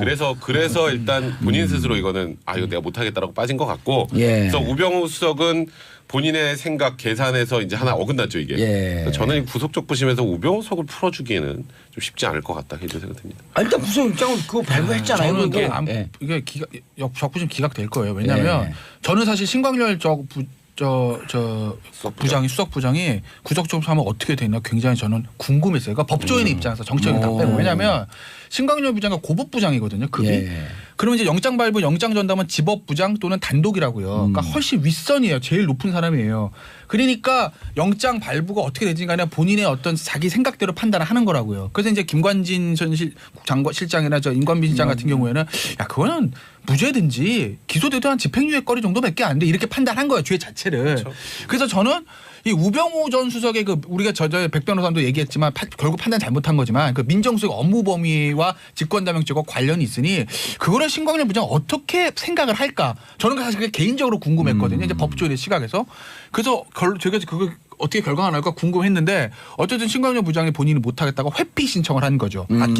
기피 신청, 회피 신청을 한 겁니다. 근데 그거는 신광렬 부장 입장에서 보면 당연한 선택이에요. 어떻게 보면 백 변호사가 지금 구속적부심인데 제가 재판한 꼴이거든요. 예. 그거 못합니다. 그렇죠. 할 수가 없어요. 그 당연히 기각시키죠. 구속 확대라 그러고. 그러니까 동양에 연수원 동기에 예. 서울법대 선후배인데 그건 못합니다. 그래서 안 하는 게 맞는 건데 지금 맡은 데가 원래는 형사 1부로 내려갔는데 형사 1부가 휴가여가지고 형사 재판장이 형사 2부로 갔어요. 형사 2부는 진짜 불똥도 이상한 근데 불똥인데. 이거는 글쎄 형사 2부 뭐 부장의 성향이나 어떤 그건 제가 알 수는 없는데 예. 형사 2부 부장 그냥 똑같은 지법부장이거든요. 예. 그렇기 때문에 이거를 같은 급수에서 그럼요. 이 결론을 그렇죠. 짓기는 굉장히 부담되기 때문에 그냥 구속영장을 발부한 게 기각될 거예요. 권순호였었나요? 누구였었죠? 그거 잘 모르겠어요. 기억이 안 강부영이 아니. 오만 권순호 부장. 권순호 부장. 네, 저 똑같은 네, 부장이잖아요. 네. 그러니까 그걸 뒤집기가 그 싫어. 전에 권순호 우병우 부장이- 한번 기각을 시켰던. 네. 그래서 그건 못 뒤집어요. 근데 그러니까 이번에는- 신강렬 부장은 본인이 고등부장이기 때문에 그걸 뒤집을 수 그때 있었던 고등부장이라 하더라도 아니, 사실은 그 자존심 문제거든요. 형사 수석부장 아니에요. 거죠. 수석부장이니까 예. 1심, 2심, 3심의 개념으로 보면 근데 그래도 그거는 본인이 아까 본인의 판단한 거니까 뒤집을 수는 있는데 아니, 구속 지금은 적부심 쉽지 않죠. 적용에 똑같은. 판례는 아니지만 판례를 완전히 뒤집어 버린 거예요. 그러니까 구속적부심이 그러니까 이론상으로 지금 김태현 변호사 말한 것처럼 사정배가 없어도 영장 잘못 맞을 수 발부했네라고 할 있죠. 수도 예. 있는데 이제 그 안에 보면은 어떤 경우에 구속적부심을 풀어주는지에 대해서 법원 내부에서도 내규 같은 것도 예. 있거든요. 거기에 이런 게 민간인도 좀 없는데 그래주면 좋겠습니다. 저는 변호사 입장에서 뭘 그래라? 구속 적부심 넣으면 좀 봐주고 해줬으면 좋겠어요. 민간인들. 저는 구속적부심 하자 그러면 그냥 못하게 포기하세요. 해요. 아니 그러니까 지금까지 보면은 제가 미안하다니까요. 그래서 지금까지 보면은 민간인들은 불구속사의 원칙을 해야 되는데 웬만하면 다 구속을 시켜버리고 그리고 이 그 국정농단 세력도 힘 있는 사람들은 구속수사에 이제 인멸의 그 우려가 높잖아요. 권력의 지위가 그렇죠. 높을수록 증거인멸의 가능성은 높다는 거 아닙니까? 부릴 수 있는 사람이 많은데요. 그렇기 때문에 조금 무리해서 수사는 생물이고 미래형이거든요. 구속은 미래형이에요. 영장 낸다는 거는 예. 과거도 중요하지만 미래를 봤을 때 영장을 할 수 있으면 해야 되는 건데 글쎄 저는 변호사 입장에서 앞으로 적부심에 좀 그런 것들을 많이 해서 좀 풀어줬으면 저는 예. 의뢰인들 물어봐요. 내 구속 좀 풀 수 없냐고 하면 적부심이라는 제도가 있는데 하지 맙시다 하면 큰일 납니다라고 이렇게 설명하거든요. 아, 밑보이니까. 보통. 밑보이죠 당연히. 그런데 이렇게 신광열 부장처럼 이렇게 많이 풀어줄 것 같으면 계속 한번 해보면 좋겠다 이런 생각 들어요. 무슨 심리로 적부심을 신청을 했을까요? 신광열한테 갈까? 그러니까 저는 예. 그러니까 지금 우병우 수석이 본인이 구속된 걸 납득을 잘 못하는 것 같아요. 왜냐하면 지금까지 계속 영장이 기각되다가 어허. 제가 저번에 김태현 변호사랑 저랑 영장 기각될 가능성이 많다 이런 얘기를 예. 했잖아요. 그죠? 두 분 다 그랬죠. 죄송하게도. 근데 네. 셀프로 막 자백을 하는 이제 우병우 수석도 분명히 그렇게 생각을 했을 거예요. 아 이거 내 업무 범위 그 민정수석의 업무 범위 아직도 검찰이 특정 못했어. 괜찮아라고 생각했는데 이제 본인의 예상에 벗어나서 이제 구속이 된 거죠. 그러니까 본인도 그에 대해서 납득을 못하겠다는 취지도 하나 있고 그리고 내심 제가 아까 말씀드렸던 것처럼 신광열 수석 부장이 한번 판단해 주기를 바랬을 것 같아요. 왜냐하면 전례 없게 2번이나 풀어줬기 때문에 내 것도 다르게 판단하면 풀어줄 수도 있을 것 같다라고 해서 적부심을 신청했으나 이제 본인의 생각과 또 지금 하나 예측이 좀 벗어나게 된 거죠. 그래서 예. 뭐 우병우 수석은 지금 신청을 했지만 현실적으로 적부심을 통해서 나올 가능성은 사실상 제로에 만약 이것도 가깝다. 되면 깜짝아. 저는 진짜로 이제 적부심 다 할 거예요. 우리 의뢰인한테 적부심 다 하자 이렇게 할 그 거예요. 밑보였고 계속 유죄 빵빵 나오게. 하여튼 근데 이게 좀 그렇게 하면 좀 아니 뭐 저는 그 존중하지만 예. 판결은 존중하지 결정은 존중하지만 글쎄 납득할 수 있는 그런 판결을 좀 해줘야 되지 않나 이런 생각도 좀 합니다. 아, 어차피 이건 못 나와요. 우병우 수석. 뭐 압니까? 그때 뭐 김관진 나올 줄 법원의 알았습니까? 생리상 아시잖아요. 같은 부장이 한 거 다른 부장이 못 뒤집어요. 자, 실력으로 465님 고부부장이니까 뒤집었지. 삼변시대 완전 꿀잼이 너무 재밌게 듣다가 팬이 되었어요. 특히 김태현 변호사 전망대 이슈 토크도 챙겨 듣고 있어요. 오. 0195님 이런 백 일이 변호사님 있다니. 늘 깔끔한 정리 귀에 쏙쏙 한성미 와우 귀요미 박준 변호사랑 오늘 봉도사님 헤어스타일이면 패션 스타일까지 짱입니다. 용. 자, 삼변시대 광고 듣고 3부에 돌아오겠습니다. 정봉재 정치쇼 3부 순서 들어가겠습니다. 지금 여러분께서는 수요일에 찾아오는 남자들 3변시대 송년 특집을 듣고 계십니다. 고구려를 대표하는 백성문 변호사님, 백제 박지훈, 신라의 김태현 변호사님 자리하셨습니다. 자, 샵 1035 청취자 여러분들 함께해 주시기 바라겠습니다. 9081님 이수경 씨 따라다니다 얻어걸린 정봉재 정치쇼 하하하 마음에 꼭 드는 방송을 만났어요. 이수경 씨가 우리 앞으로 진행돼요. 예예. 네, 그렇죠. 무척 오래 했어요. 파워 앱 우리가 러브 앱. 러브 FM이요. 예. 이수경 씨 한 20년 한 것 같아요. 파워 FM서부터. 엄청 했습니다. 예. 저도 사업할 때 30년 초중반에 아침 출근하면서 이수경 씨 노래 들으면서 막 따라 부르고 그랬는데 그때 목이 다 망가졌어요. 자, 김태현 변호사님 뽑은 올해의 인물 누구 뽑았어요? 제가 뽑은 건 아니고요. 예. 누가 뽑아달라고 원고에 했어요? 그렇게 돼 있었어요. 그래요? 예, 우리 강복병 작가가 너는 최순실을 해라. 그래서 네. 그러고 제가 최순실 하겠다고. 예. 흉내 내지 말고 그냥 얘기하세요. 최순실입니다. 예. 나올 때가 됐죠. 예. 사실 어떻게 보면 박 전 대통령이나 우병우 검사 우리 일부에 했던 그 두 사람보다 더 흔든 사람이 맞죠. 왜냐면 여기가 시작이거든요. 죄가 없었다면 박 전 통이 뭐 저렇게 됐겠습니까? 어쨌든 최순실 사실 국정농단의 처음과 끝이죠. 그러니까 네. 뭐 당연히 뭐 17년 법정을 뒤흔들 인물이고 17년뿐만 아니라 18년도 뒤흔들 거고 19년, 20년, 21년, 22년 서울구치소도 뒤흔들 사람이라고 저는 봅니다. 왜냐하면 중형이 선고될 게 확실하기 때문이죠. 그러니까 최순실 같은 경우에는 글쎄요, 박 전 대통령과 우리 이제 저기 그 박 전 대통령과 뭐 인간적인 어떤 그런 굉장히 오랜 세월 같이 했는데 지인 아니겠습니까? 예. 그러니까 이게 사람이 그러니까 본인이 어떤 그릇을 보고 본인의 그릇에 담을 수 있는 것만 담아야 되는데 좀 굉장히 좀 욕심이 좀 지나쳤던 사람이라고 봐요. 그러니까 박 전 대통령이 뭐 어쨌든 가족도 없고 어쨌든 뭐 개인적으로 의지할 사람은 뭐 최순실 하나라고 하면 뭐 청와대 들어가서 뭐 옷도 챙겨주고 같이 밥 먹고 얘기하고 뭐 놀아주고 뭐 이렇게 해주고 할 수는 있습니다. 대통령도 스트레스를 풀어야 되니까. 그러니까 그 선에서 이제 본인의 어떤 역할을 끝냈어야 되는데 그리고 그 선에서 뭐 예를 들면 좀 혜택을 뭐 조금만 입든지 굳이 그래도 안 되지만 굳이 우리가 선의해서 한다면 근데 본인이 사실은 어떤 공직 경험도 없고 아무것도 할 수 있는 능력이 없는 사람에도 불구하고 이 양력을 보면 그렇잖아요. 예. 그럼에도 불구하고 본인의 대통령 박 전 대통령 머리 꼭대기에 올라서 가지고 국정을 좌지우지하려고 했다라는 거. 이거에 대해서 국민들이 사실은 분노를 느꼈던 거죠. 예. 비단 박근혜 전 대통령을 지지하지 않았던 사람은 물론이거니와 박 전 대통령을 지지했던 사람들까지도 헉 소리가 나는 겁니다. 그러게요. 이게 예. 뭐야? 그냥 동네에서 있던 여염집 아주머니가 대통령 위에 앉아가지고 서류 만들어가지고 청와대 보내고 그거 받아보고 사인하고 대통령한테 이래다 저래라 했단 말이야. 우리가 이러려고 뽑았어? 이게 아마 걷잡을 수 없이 퍼졌던 거고 그렇게 되니까 박 전 대통령 지지기만이 확 무너지는 거 아니겠어요?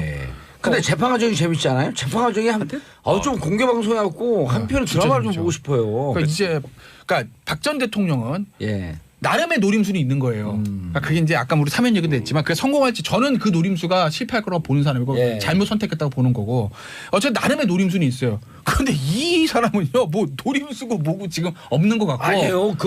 저는 그렇게 안 봐요. 법정의 트럼프 같아요. 뭐 그럴 수 있죠. 일단 지금 상태는 예. 우리 멘붕이라고 하잖아요. 일단 본인의 멘탈이 좀 붕괴된 상태라고 보는 거예요 지금은. 왜냐면 빠져나갈 구멍이 없거든요. 그러니까 가만히 자기가 생각을 해봐도 그래 박 전 대통령은 전직 대통령이니까 뭐 최악의 경우에 국민 통합 이런 거에서 사면이라도 할 수 있다고 하자. 네. 날 해줄까?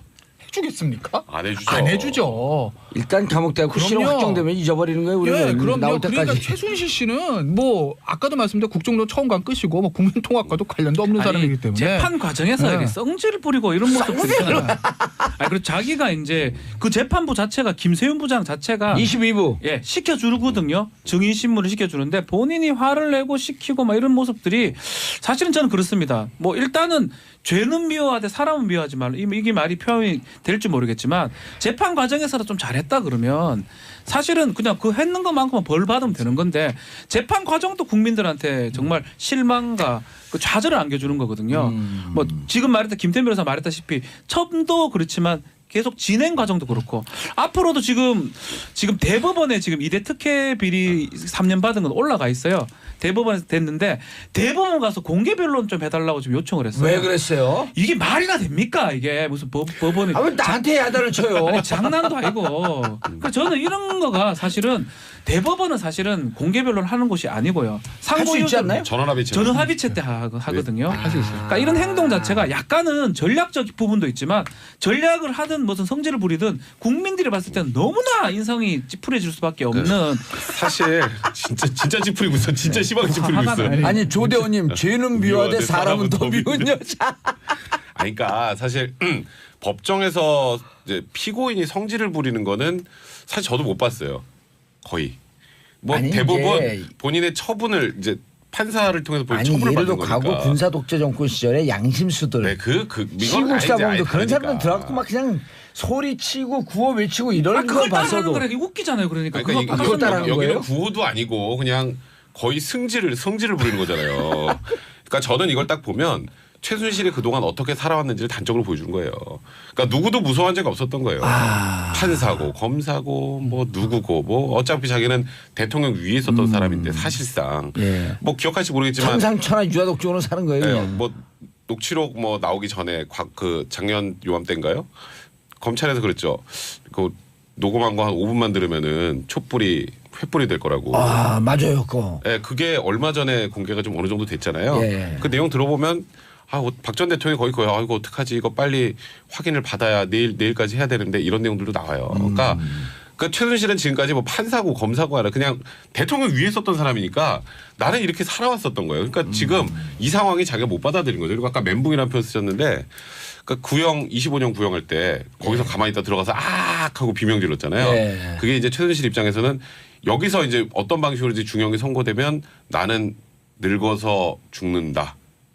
저 교도소에서 이렇게 생각하니까 더 나온다는 지금 생각 못 할까요? 안 할까요? 아 여기서 나온다고 생각하면 그거는 제정신 아니죠. 나와서도 안 되고요. 못 나와요. 근데 그래서 이 공개 재판 이건 안 되는 거예요? 안 되죠. 그러니까 공개 변론 하는 게 대법원에서 최근에 공개 변론한 게 언제 있었냐면 소부거든요. 소리받아. 소부에서 했던 게 딱 한 번 있어요. 소부에서. 네 명이 소부가 이제 2분가 하고 있는데 옛날에 소리받아 소리받아 때 한 번 정도 소분돼도 참고인을 들을 가능성 필요가 있다.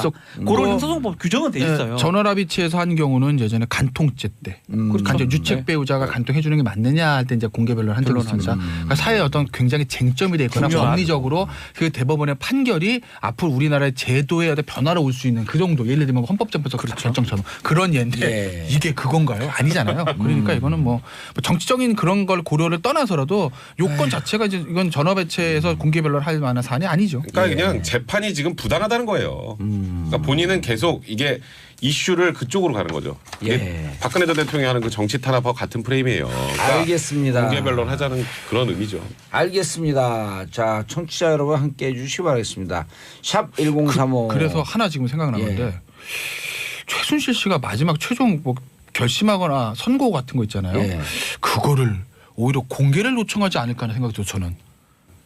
원래 그 이제 지금 1심 선고할 때 피고인들이 동의하면 하는데 피고인 동의하지 않으면 재판부가 결정하는 거 아니겠습니까? 대부분 피고인들 동의 안 했다고요. 아니 근데 공개변론 요청하는 대법은 뭐예요 그러면? 아니 그러니까 1심 동안 선고할 심판할 때 심판 심판 선고할 때. 때 공개를 요청할 수 있다. 아직 1심도 안 끝났는데 요건 2대 사건입니다. 요건 2대 사건이고 대법원에 국정농단 공개변론 하자는 사건은 건 이제 이제 사건인데 1심 선고할 때 지금 1심 진행되고 있는 것은 삼성 뇌물죄. 그렇죠. 그 1심 선고할 때 왠지 본인이 지금 그 생각 갑자기 해서 근데 피고인들이기 때문에 공통해서 선고를 다른 하는 사람이 것도 어렵지 있으니까. 않겠나 그러면. 생각이 드네요. 할 것 같기도 오늘 한데. 박지원 변호사 한 건 했어요. 예? 피고인들. 피고인스. 자, 샵 1035 문자 보내주시기 바라겠습니다. 샵 1035입니다. 황순영님 사이다 같은 시원한 정치 해설 8712님 삼변시대 정말 재밌게 듣고 있어요. 최고의 코너 최고의 코너. 자, 다음 박지원 변호사님 선정한 올해의 인물은 누군가요? 저 한 명 더 선정하고 싶습니다. 그래요? 참 이 특검의 복덩이로 있다가 지금은 조금 얼굴도 참 그런 상황. 장시호. 장시호 씨. 참 글쎄요. 저는 선거 공판할 때 옷도 잘 빼입고 왔어요. 아이 데리러 가야 된다고. 저는 사실은 저희는 좀 변호사를 하다 보니까 선거 때까지 조심스러워요. 선거 때 맞아요. 예를 들어서 어떤 복장 입으라 얘기하는데 그 복장으로 봤을 때는 한 번도 생각하지 않은 것 같아요. 왜냐하면 선고 법정 구속되면 바로 그 옷으로 들어가든지 뭐 저 같은 경우는 법정 구속된 적이 있는데 시계 풀어준 적이 있어요. 의뢰인이. 본인 되셨다고요? 아니 제 말 모르죠. 제가 했던 사건 중에 그 정도로. 근데 이 장시호 같은 경우는 특검에 많이 협조를 했는데 구형보다 높게 구형으로 1년 6개월 했었는데 2년 6개월 형이 선고가 된 거거든요. 거기서 1년 6개월 구형이 패착이었다라고 보는 분들도 있어요. 근데 저는 조금 2심에서는 좀 달라질 수도 있지 않을까. 그러나 지금 살고 있잖아요. 예.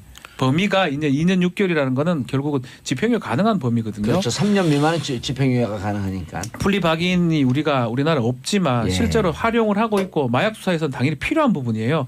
마약 수사로 따지면 이 사람은 어떤 경우냐면 마약 상선하고 이런 걸 다 본 사람은 똑같아요. 마약 공급책들을 싹 다 검거한 공로가 있는 사람이고 저희 같은 경우에 마약 한 명 불 때마다 한 2달씩 까준다고 이렇게 생각을 하거든요.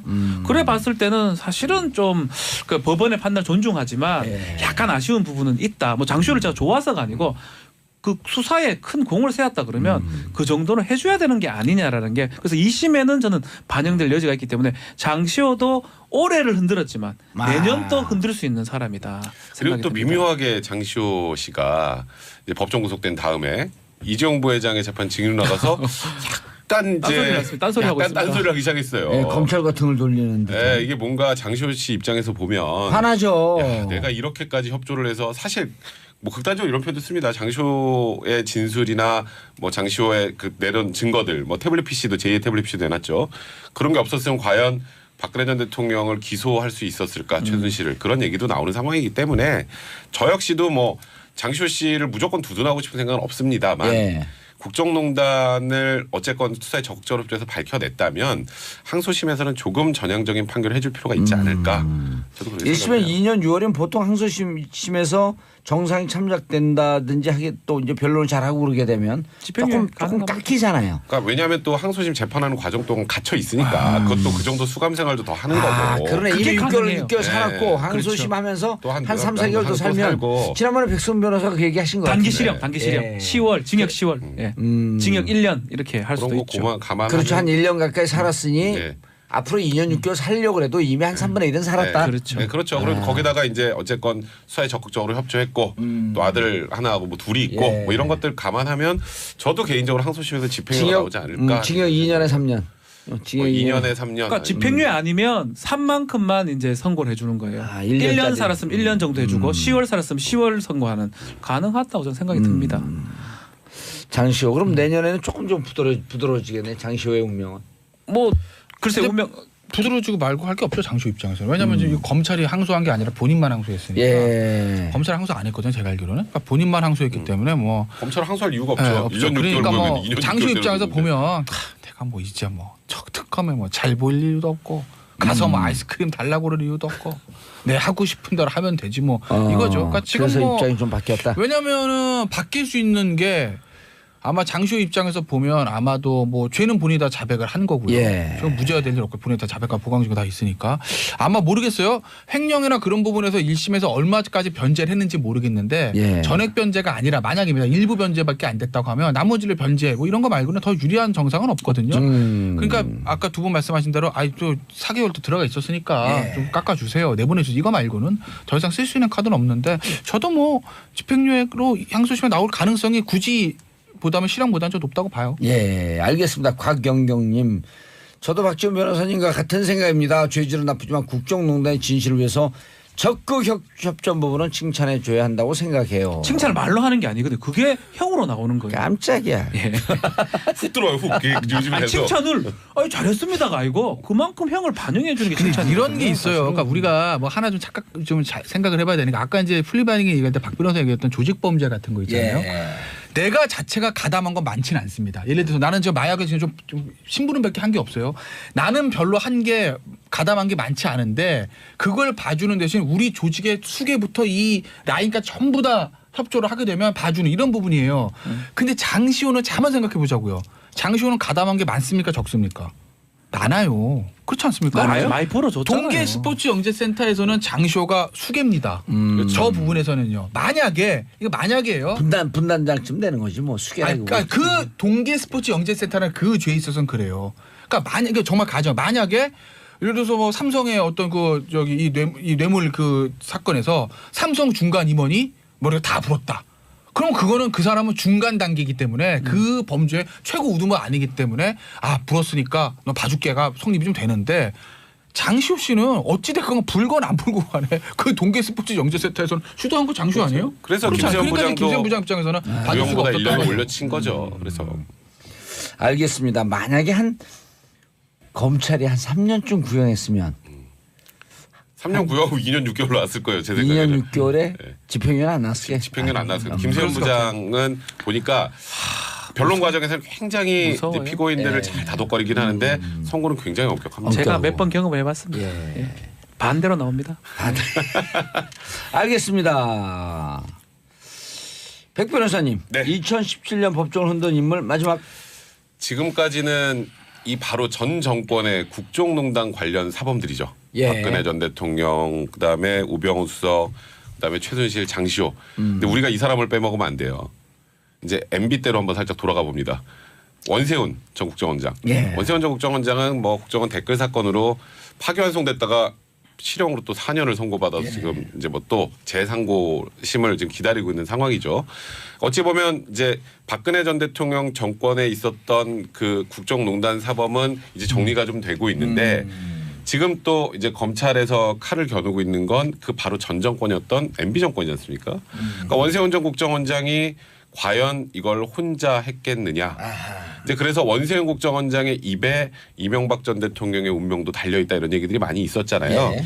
근데 아직까지는 이명박 전 대통령 관련된 진술을 하고 있지 않은 것 같고 문제는 원세훈 전 국정원장이 지금 4년을 살고 있는데 또 조사받고 있어요. MBC 예. 친정부화 공작. 언론 장악 관련해서 문건이 나왔었거든요. 그걸로 지금 또 조사를 받고 있고 이거 외에도 이제 몇 가지 또 지금 얘기가 나오는 것들이 있기 때문에 단순히 4년으로 끝날 것 같지가 않아요. 그러면 원세훈 전 국정원장이 뭔가 심리적인 변화가 있을 가능성도 있고 그를 통해서 이제 이명박 전 대통령과의 관련성이 나오게 되면 예. 내년 이맘때는 올해 법정을 흔든 인물로 이명박 전 대통령이 거론이 될 수도 있는 그런 상황입니다. 무너지지 드디어. 않을까 싶어요. 무너집니다. 아니요, 이명박 전 대통령이 아니고 일단 원세훈 전 원장이 무너져야죠. 왜냐하면 4년 또 이제 살다가 나왔다가 또 사는 거고요. 또 형들이 준비돼 있어요. 다른 어떤 뭐 징역들이. 아니 지금 예를 들고 그 되게 그때 슬픕니다, 국가 그게. 공인이었던 사람들이 결기를 갖고 버틸 때는 조국과 민족을 위해서 그렇죠. 사회를 위해서 버티는데 이거는 무슨 범죄 행위를 지키기 위해서 버티는 건 안 되는 거 아니에요? 그런 어떤 게 있고 결국은 사람이 한번 무너지면 돌아올 수 없거든요. 부인은 이미 무너진 것 같죠. 지금 부인도 이제 이명박 대통령 만나러 갔는데 MB 대통령이 뭐 정신 바짝 차려 살아라 이런 식으로 아들과 얘기를 함께. 예, 아들과 함께 그 얘기를 했다면 결국은 면회를 갈 거 아닙니까? 그 남편 예. 면회 가서 부인은 계속 설득할 것 같아요. 이건 제로섬이에요. 본인이 불면 불수록 그쪽으로 많이 형이 넘어간다고 보면 돼요. 그러니까 그래요? 예를 들어서 20년이라 그러면 내가 얘기를 많이 하면 같이 10년씩 살 수 있다는 거예요. 이 게임은. 이 설득력이 있어요? 아니 잘 모르겠는데. 이거는 좀 이상한 것 단순 같은데. 수학적으로 할 건 아니지만 조금 이상해. 좀 조금 이상한 것 같아. 아니 예를 들어서 공범이 한 명이 더 있다고 예. 가정했을 때 아니, 수계 예, 수개가 있다고 윗선이 있어요. 당연히 그만큼 줄죠. 본인이 또- 둘이 똑같이 4년 더 아니, 사는 아니. 거죠. 줄 수밖에 없다니까. 만약 20년 할 것 같으면 나는 10년 아니, 이게 받죠. 친박 입장에서는 친이에 연대 또 책임인데. 억가 심정이 있거든. 친박 입장에서는 친이에 대한 그래서 억가 불 심정이 수 있어요. 있다는 거예요. 저는. 저요? 저 친박 아니라니까요. 아니 그러면 어. 더 이게 그 풍선 효과를 한쪽으로 좀 삐져나가고. 아니, 그러니까 있는 예를 들면은 예를 들면 그러니까 원세훈 박지민에서 얘기는 원세훈 원장이 20년인데 MB가 들어와가지고 MB가 10년이면 10년으로 둘이 합쳐서 20년이라는 거잖아요. 아니, 예를 들면 그래 이게 좀 못합니까? 예를 제가. 들면 그런 얘기인데 네. 저는 그게 아니고 예를 들어서 뭐 저 원세훈 원장이 뭐 20년짜리다. 예. MB가 들어왔다고 둘 다 20년인 거죠. 봐주죠. 아니, 원세훈은 조금 풀어주면. 줄여봐야 2, 3년이지 뭘 예를 들면 2, 3년이 어딥니까? 아, 2, 3년 제로섬까지나 연대 책임이지. 저거는 현실감 공범인데. 있어요. 2, 3년 길어. 그럼 2, 3년 길어요. 길어요. 한번 살아볼 때야 2, 3년? 군대 2번씩 가는 거랑 똑같아요. 예.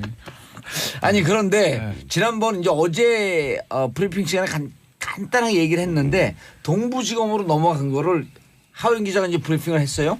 동부지검의 변창석 예.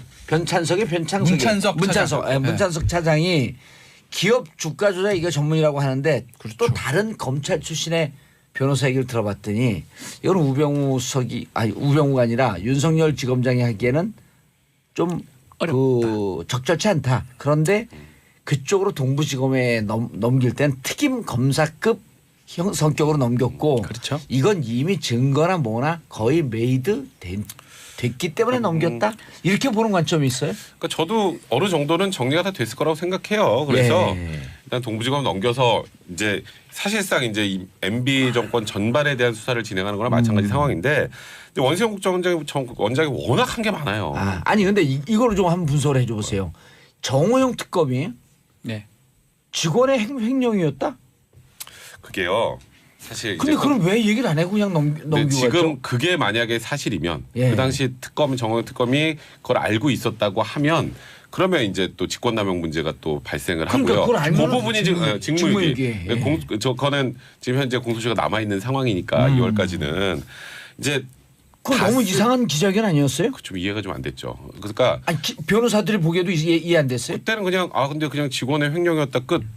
그러니까 나머지도 증거가 없나 보다라고 했는데 이제 그 내부적으로 이제 아마 그 당시에 조사했던 여러 가지들이 좀 더 있을 것 같아요. 그래서 지금 사실 다스 부분이 이제 정리가 되면 이제 그러면 이제 여러 개 터지는 거예요. 원세훈도 필요 없어요. 빠바바방이에요. 바로 빠바바방. 그냥 그냥. 다스만 되면 그거 바로예요. 예. 우리 옛날에 포문타 터뜨릴 때 하나 그렇죠. 이거 뚝뚝뚝 묶어놓고 네. 하나 터지면 다다다다닥 터지. 이거는 다이너마이트입니다, 완전, 그거는. 거의 연발탄이라고 봐야죠. 이거는. 그래서 다스 부분이 정리가 만약에 된다. 네. 기소할 정도 수준에 이른다. 제일 그러면 잘하시잖아요, 우리 봉도사님이. 잘 몰라요. 네? 다스가 뭐의 준말인 것만 알아요. 다 죽었어요. 다스를. 뭐 조곡동 땅부터 BBK까지 또 하나 예. 또 관통이 되는 거기 때문에 이건 의미가 크죠. 자 원고는 없었지만 꼭 궁금한 사람이 있어요. 네? 6년 구형받은 조윤선. 조윤선. 그 얘기를 왜 빼? 법정을 조윤선 장관은 전 장관은 예. 항소심은 제가 봤을 때 무리는 없어요. 항소심은 아마 조윤선 장관 입장에서 1심과 저는 거의 동일할 거라고 보는데 아 그래요? 저는 그렇게 봐요. 예. 그러니까 왜냐하면 박준우 전 정무수석이 뭐 증언한 걸로 밝히지 않을까라고 보지만 1심에서 했던 신동철 정관주 그 두 사람의 증언이 예. 너무 결정적이기 때문에 블랙리스트에서는 조윤선 그 장관은 둘의 진술이 안 바뀌었으니까. 안 바뀌었기 때문에 항소심은 1심과 공일하게 나올 거라 저는 보는데 예. 문제는 새로 들어간 거 있잖아요. 화이트리스트. 화이트리스트. 아니 그보다 국정원 특활비. 특활비. 화이트리스트보다 특활비. 500씩. 그게 더 그 5천만 원 받은 거. 예, 그러니까 이거를 조윤선 전 장관이 받은 건 인정하잖아요. 예. 근데 이제 관례인데 다른 사람 다 했는데 전 정권 다 와가지고 수석들한테 나눠주고 했다는데 예. 이거거든요. 이제 할 수 있는 예. 얘기가. 근데 청와대는 관례래도 불법은 불법이잖아요. 아니 모두 다 그렇죠. 무단횡단하는데 마지막 한 명 딱 잡혀 그러고. 그렇죠. 쟤들 다들 예. 길 건너는데 왜 나만 네. 잡아 이런 거랑 똑같은 거거든요. 그렇죠. 그렇기 때문에 조윤선 전 장관은 그게 더 커요. 지금 아마 본인의 머릿속도 이 항소심 재판에서 내가 법정 구속되면 어떻게 이거는 걱정 안 할 거예요. 예. 제가 봤을 땐 그래요. 근데 문제는 이 특활비 화이트리스트도 조윤선 장관 입장에서는 빠져나갈 여지도 좀 있어요. 남편이 문제는 변호사인가요? 박성엽 변호사. 박성엽 변호사. 그 특활비. 예. 그게 제가 만약에 조윤선 전 장관 변호사라고 해도 그렇죠. 저도 마찬가지. 항소심 방어할 수 있고 화이트리스트도 방어할 수 있는데 예. 특활비는 관례인데요. 그래서 다 했는데요. 오늘 제가 제가- 개인적으로 쓴 거 예. 없는데요. 아니 이거 그 말고 조사도 할 안 얘기가 들어갔죠. 없다고요. 조사 안 들어갔죠. 들어갔나요? 구속영장 영장 청구하잖아요. 실질 심사 지금 오늘 할 것 같고요. 구속영장 청구됐어요? 예. 특활비 관련해서? 예. 그래서 이거는 화이트리스트랑 같이 묶어서. 이거는 묶어서 좀 팩트죠. 사실 어려운 게 왜 어렵냐면 다 들어가 있어요. 이 관련된 예. 사람들이 몇백 원 거의 다 들어가 국군 원장으로 들어가 있고 받은 사람 다 들어가 있기 때문에 쉽지 않아요. 쉽지 않을 이걸로 거예요. 구속될 가능성이 좀 높지 이게 않을까. 사회에서는요. 시즌 계절을 패션으로 보잖아요. 네. 지금쯤 되면 겨울옷 사러 가면 겨울 다 끝났는데 무슨 옷을 사? 그런데 징역은요. 겨울이 이제 시작이에요. 마음이 내가 왜 이리 아프노. 그렇죠. 자, 3010님 70억 분의 1의 사나이 봉도사 정치쇼 나의 달팽이관을 스케일링 시켜주는 방송 같아요. 항상 원합니다. 무슨 이상한 멘트를 날려요. 자, 3변시대 세 분 인사하시고요. 인사세 끝났어요. 아, 네. 새해 복 많이 받으십시오. 자, 신년에 다시 돌아오시고요. 저는 4부 알쓸경제로 돌아옵니다. 4부 순서 들어가겠습니다. 알아두면 쓸데있는 경제 뉴스 정철준 평론가님 자리하셨습니다. 네, 안녕하십니까. 권혜리 SBS 보도국 기자 자리하셨습니다. 안녕하세요. 예. 자, 첫 번째 경제 이슈. 원달러 환율 거의 3년 만에 최저치다. 이름 잘 이해가 안 갑니다. 원달러 예. 환율이 최저치. 어허. 3년 내 지금 원화의 가치가 가장 세다. 달러가 워낙 싸졌다. 강세. 달러 약세다. 예. 이렇게 보면 아, 될 이게 것 달러가 같은데요. 싸졌다. 예. 이렇게 되면 되죠. 근데 지금 달러가 싸졌다 뿐만이 아니라 엔화도 싸졌다. 오호. 그러니까 결과적으로 원화만 강해졌다. 이 표현이 훨씬 더 적합할 것 같습니다. 원화가 강해졌다. 네. 그러니까 우리가 앵화든 네. 달러든 이제는 네. 싼 돈으로 많이 살 수 있다. 해외여행 가면 좋아졌다. 아마 청취자분들은 이제 이렇게 해석을 하시면 좋을 것 같은데요. 아니, 원달러 저는 환율 보면 직구해도 좋고. 예. 저는 체감한 게 브렉시트 이후에 그 전에 여행 갔을 땐 유로가 1대 1,800이었었어요. 네.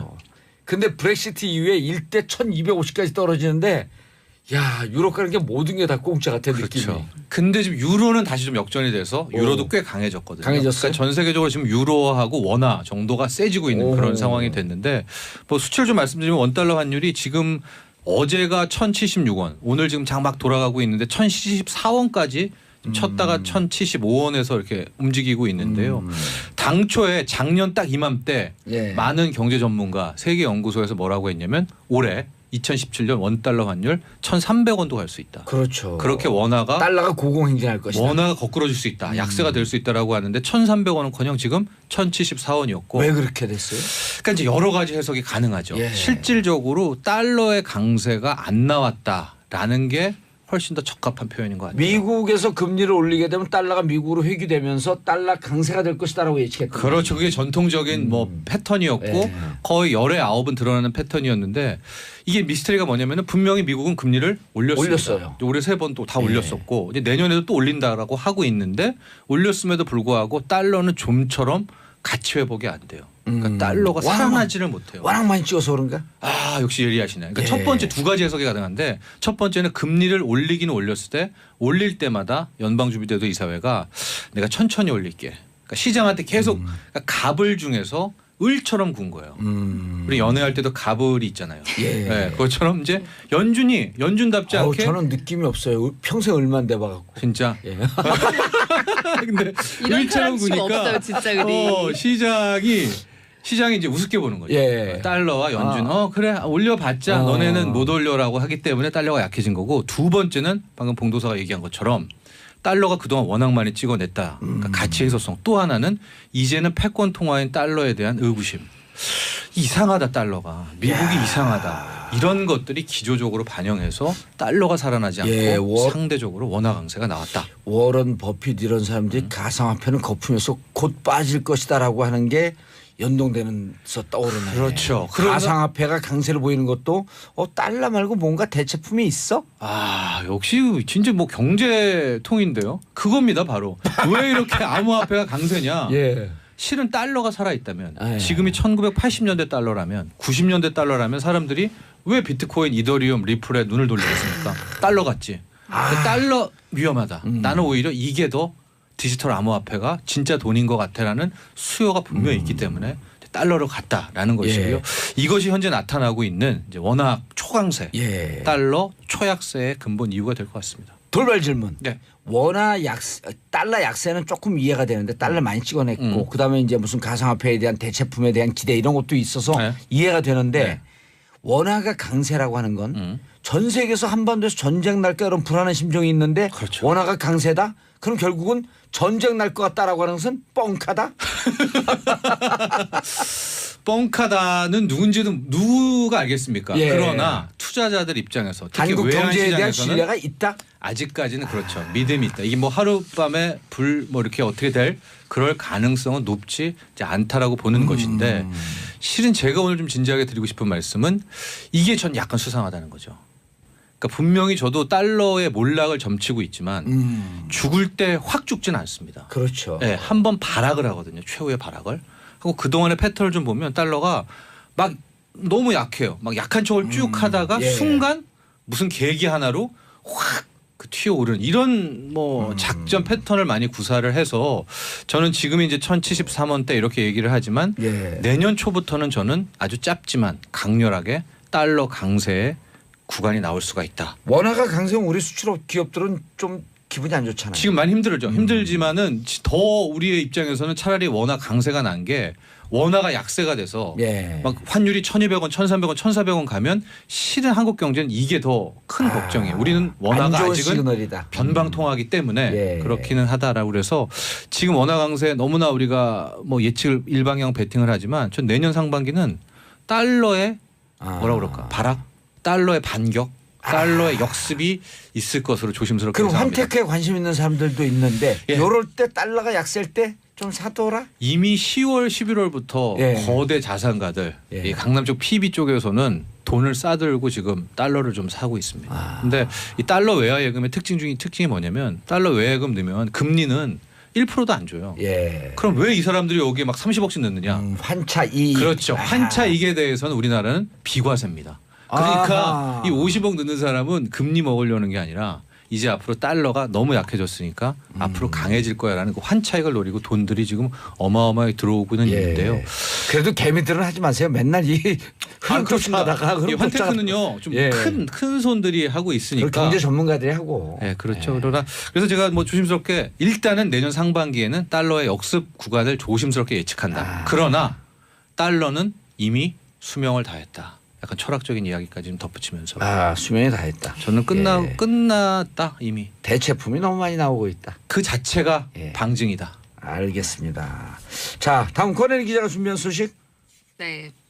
지금 사실 연말이 예. 기부철이기도 하잖아요. 물론 연중 내내 기부는 하는 거지만 예. 그래도 연말이 좀 기부 시즌이라고 볼 수 있는데 워낙 요새 분위기가 안 좋아서 좀 가지고 와봤습니다. 예. 그러니까 사실 몇 년 전에 그 뭐 횡령 사건도 있고 해서 조금 인식이 안 좋아지기도 했지만 그래도 우리나라에서 가장 대표적인 그 기부 관련 단체라고 하면은 법정 기부금을 받는 사회복지 공동모금이잖아요. 예. 여기가 해마다 그 사랑의 온도탑이라는 걸 세우죠. 그래서 이거를 보통 11월 말에 세웁니다. 그래서 올해는 11월 20일에 세웠어요. 근데 한 달이 지났는데 오늘 또 조금 올라갔겠지만 40도 정도밖에 안 돼요, 지금.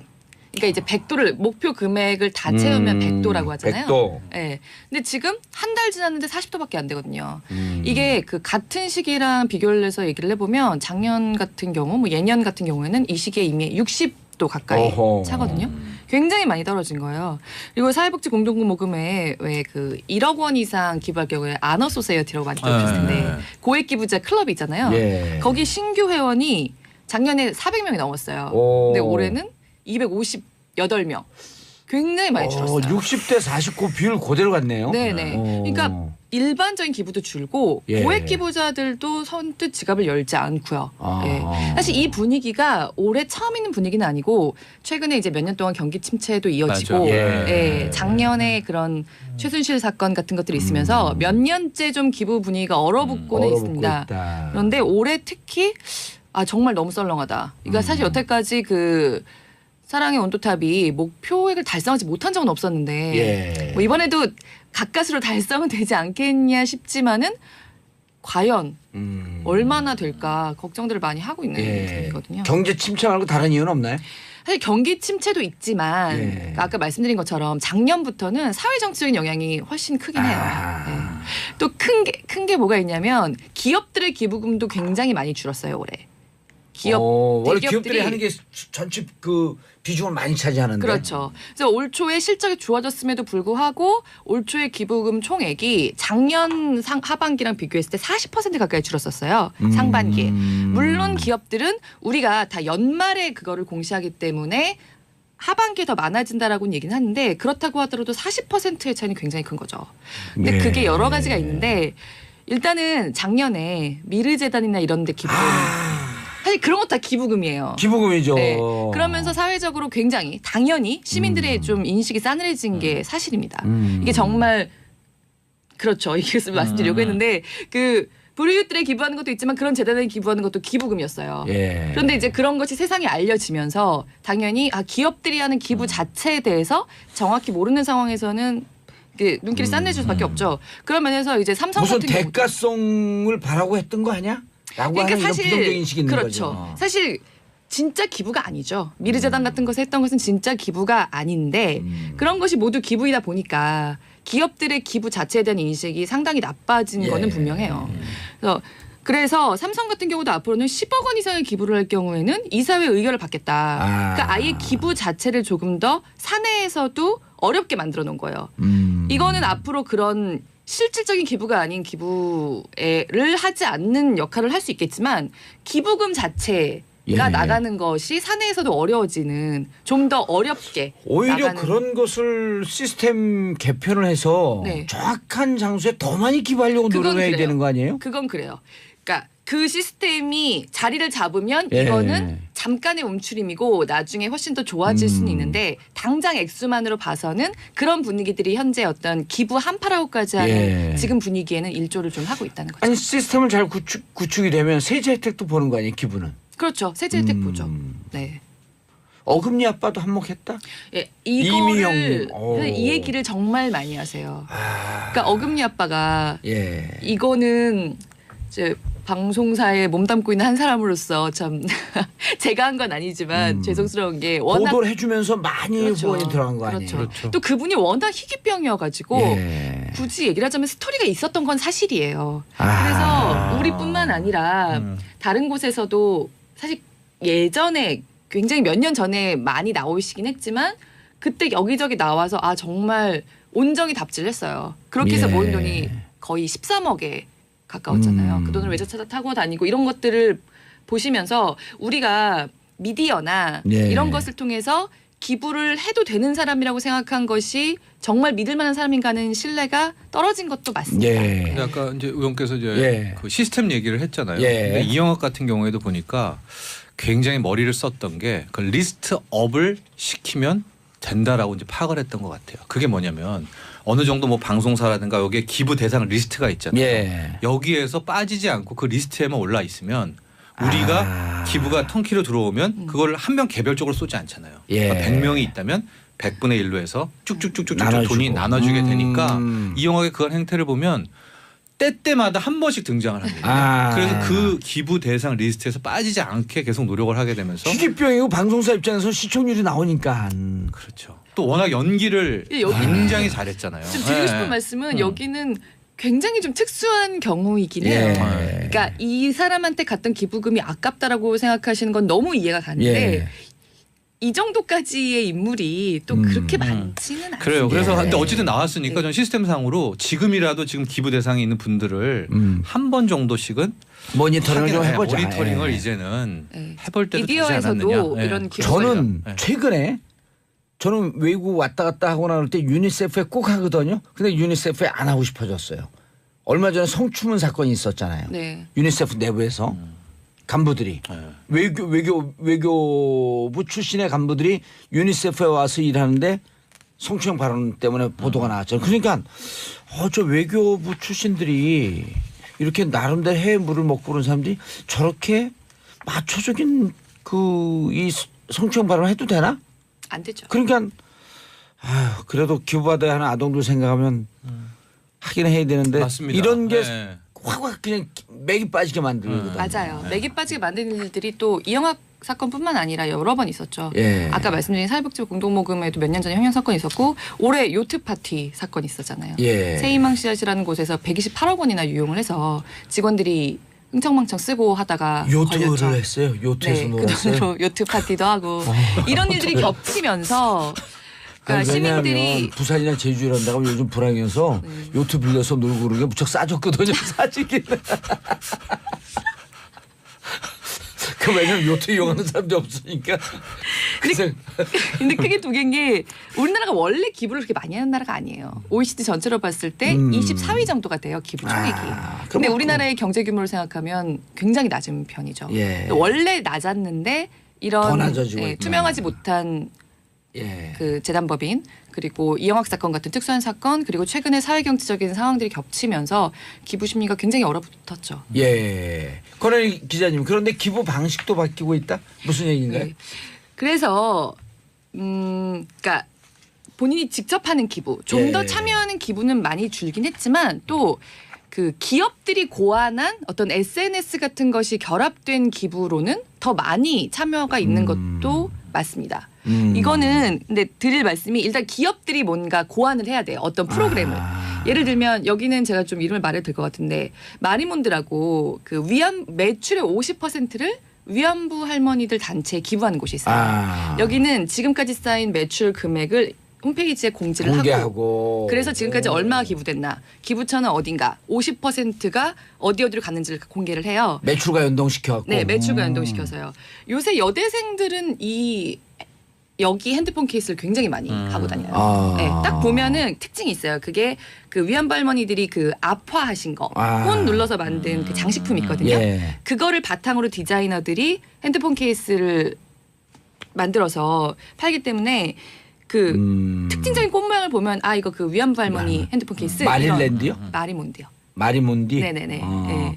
원래 무슨 보석회사 이런 데 아닌가요? 아니 사회적 기업은 사회적 아닌데 기업. 예. 준사회적 기업에 활동을 하는 그런 젊은 기업가들 하는 곳입니다. 저도 실제로 만나본 적은 한 번도 없는데 예. 제가 사실 방송에서는 몇 번 얘기했어요. 좀 굉장히 좋은 뜻으로 하는 것 같아서. 그러니까 이런 식으로 소비를 좀 착한 소비를 한다든지 아니면 SNS에서 좋아요를 누르면 그 좋아요 눌린 개수만큼 기업에서 기부를 하게 한다든지. 그리고 옛날 생각해 보시면 옛날은 아니고 몇 년 전에 아이스버킷 챌린지라든지 예, 아이스버킷 챌린지 예. 있었죠. 이런 식으로 SNS에 올려서 내가 이렇게 기부라든가 나눔에 동참하고 있다는 것을 알리기도 하면서 기업이 그에 고안된 프로그램을 따라서 기부하게 할 수 있는 그런 식의 예, 방법도 있다.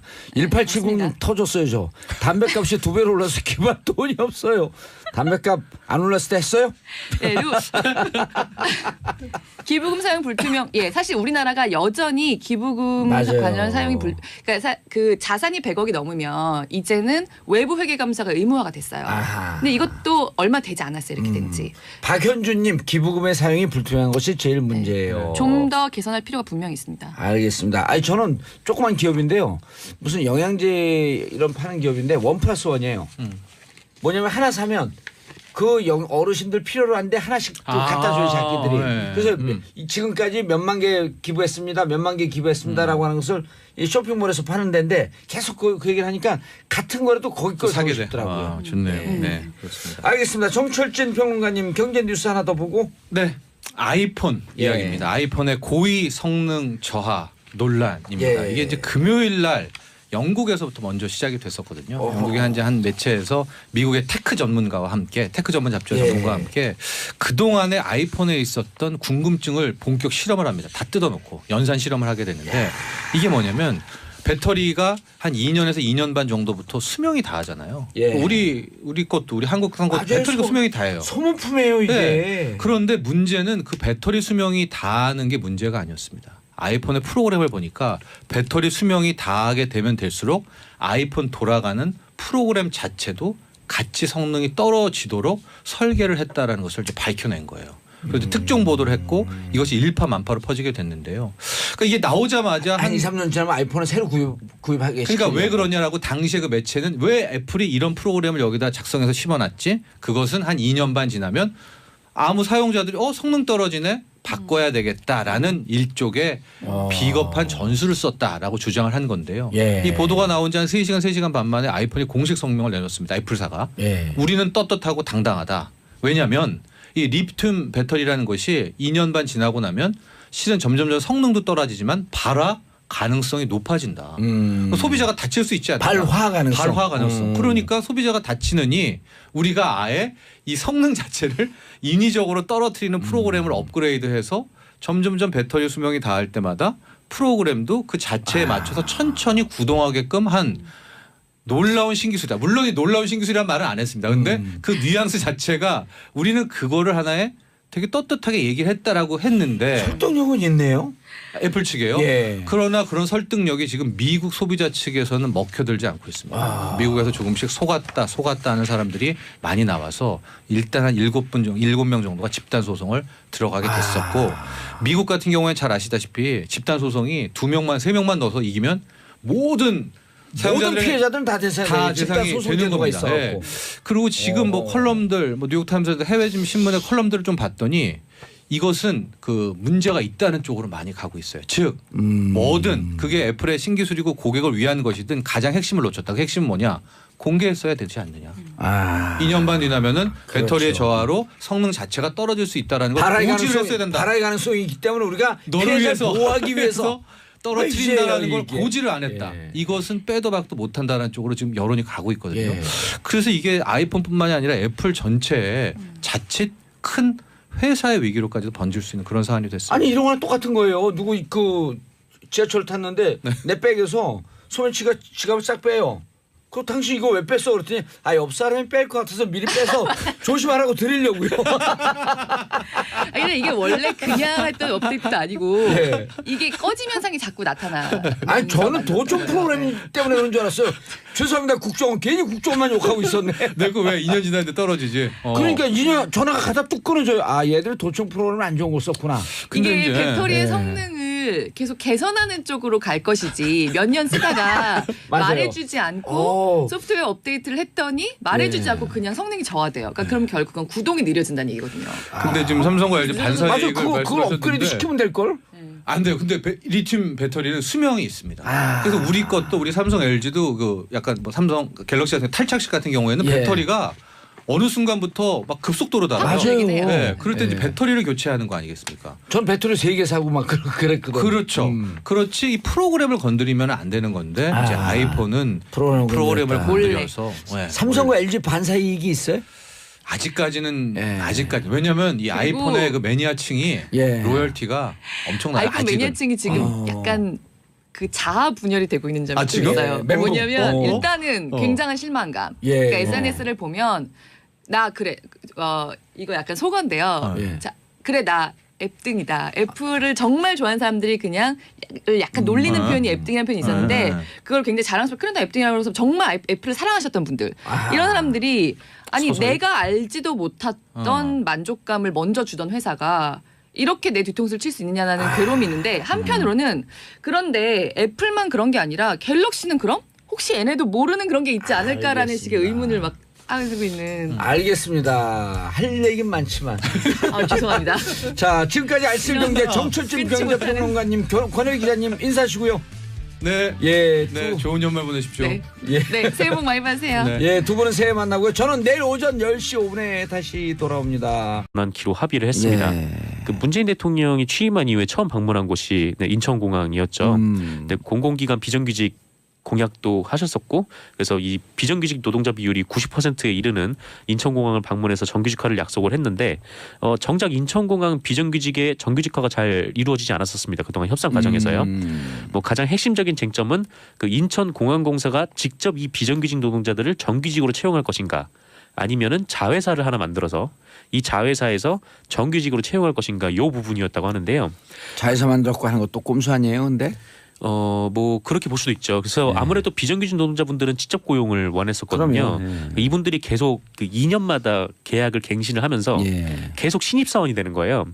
그동안의 경력을 인정받지 못하고, 그러니까 십수년간 일을 해도 매년 이제 신입사원으로 다시 재입사하고 재입사하고 그렇게 해왔던 겁니다. 또 고용 불안에 시달리기도 했고요.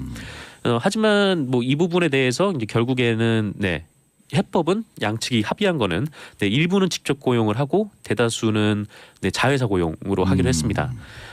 그래서 이제 직접 고용하는 규모는 3천여 명 정도고 뭐 공항 보안이나 아니면 뭐 어떤 좀 특수 직종 같은 경우에 이렇게 하기로 했고, 나머지 분들은 자회사 2곳을 만들어서 고용을 할 계획인데요. 일단 뭐 고용 분할은 없앤 것으로 볼 수 있고요. 다만 이 부분에서 또 합의가 있었는데 그 정규직 노동자와 자회사 노동자 사이에 임금이나 처우 수준이 차등이 없게 만드는 좀 그런 부분에 대해서도 합의를 했어요. 그래서 뭐 기존의 자회사 이런 착취 구조를 하나 더 만드는 것보다 좀 더 나은 좀 긍정적인 형태의 자회사로 모델을 만들어가는 것에 노사 양측이 협의를 했다고 합니다. 알겠습니다. 비정규직 그 근로자들이 희생당하잖아요. 급여도 작고, 급여도 그다음에 작죠. 노동의 전문성이 없어갖고 사고도 자주 나고. 계속해서 2년마다 회사는 회사대로 손해고, 그다음에 그 노동자들은 노동자대로 또 급여도 작고 그러니까는 생활도 안정되지 않고. 이 어차피 하청이라는 것이 원래 노동자의 노동의 대가로 측정된 몫이 있잖아요. 근데 이 몫을 노동자한테 주면서 하청업체가 중간에서 그 차익을 편익을 이제 취하는 방식으로 이루어졌기 때문에 이게 직접 고용만 되더라도 아무래도 그 부분에 대해서 없어질 수가 있죠. 그래서 중간에 있는 그 기업들, 그 하청 기업들이 먹는 수익이 다 그게 또 짬짬해갖고 그 자치단체장이나 무슨 단체장과 무슨 특별관계, 특수관계에 있는 사람들, 맞아요. 그런 사람들에게 수익 남겨주기 위해서 노동자를 착취하는 구조. 이런 경우도 되게 많죠. 일감 몰아주기 형식으로 뭐 상속을 할 때 이제 적은 돈으로 인력회사를 세우고 그 인력회사가 그 기업에 계속 인력을 공급하면서 이 상속을 받는 사람들은 계속 이제 재산을 불려나가는 그런 형태도 있었었죠. 알겠습니다. 다음 뉴스요. 정부가 석혜균 선장의 치료비를 대납하기로 했습니다. 이제 지원하는 거예요? 그렇습니다. 기존 보수 정권은 국가 안보 이런 걸 얘기를 하면서 이렇게 나라를 위해서 목숨을 바칠 그 헌신한 사람들, 이런 사람들 인재 치료비 대주면 이거 어떻게 해요? 2011년이니까 이명박 정부 때 벌어진 일이었죠. 그때 석혜균 선장에 대해서 이명박 정부가 계속적으로 뭐 홍보를 하지 않았습니까? 할 수 있도록 했습니다.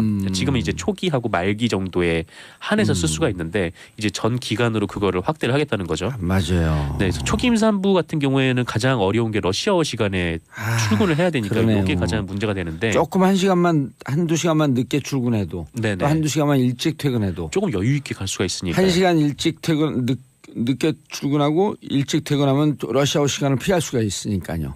그렇죠. 근데 또 뭐랄까 초기 임산부 같은 경우는 티도 안 나니까 뭐 자리를 양보받거나 좀 그런 일도 거의 없죠. 지금 뭐 그렇고요. 또한 남성의 육아 참여를 늘리기 위해서 그 현 3일밖에 안 되는 그 배우자의 유급 출산 휴가를 2022년까지 단기적으로 총 10일로 늘릴 예정이고요. 육아휴직 급여도 상한액을 확대를 할 계획이라고 합니다. 그래서 문재인 대통령은 이와 관련해서 그 6기 저출산 고령화위원회 출범 첫 간담회에 참석을 했는데요.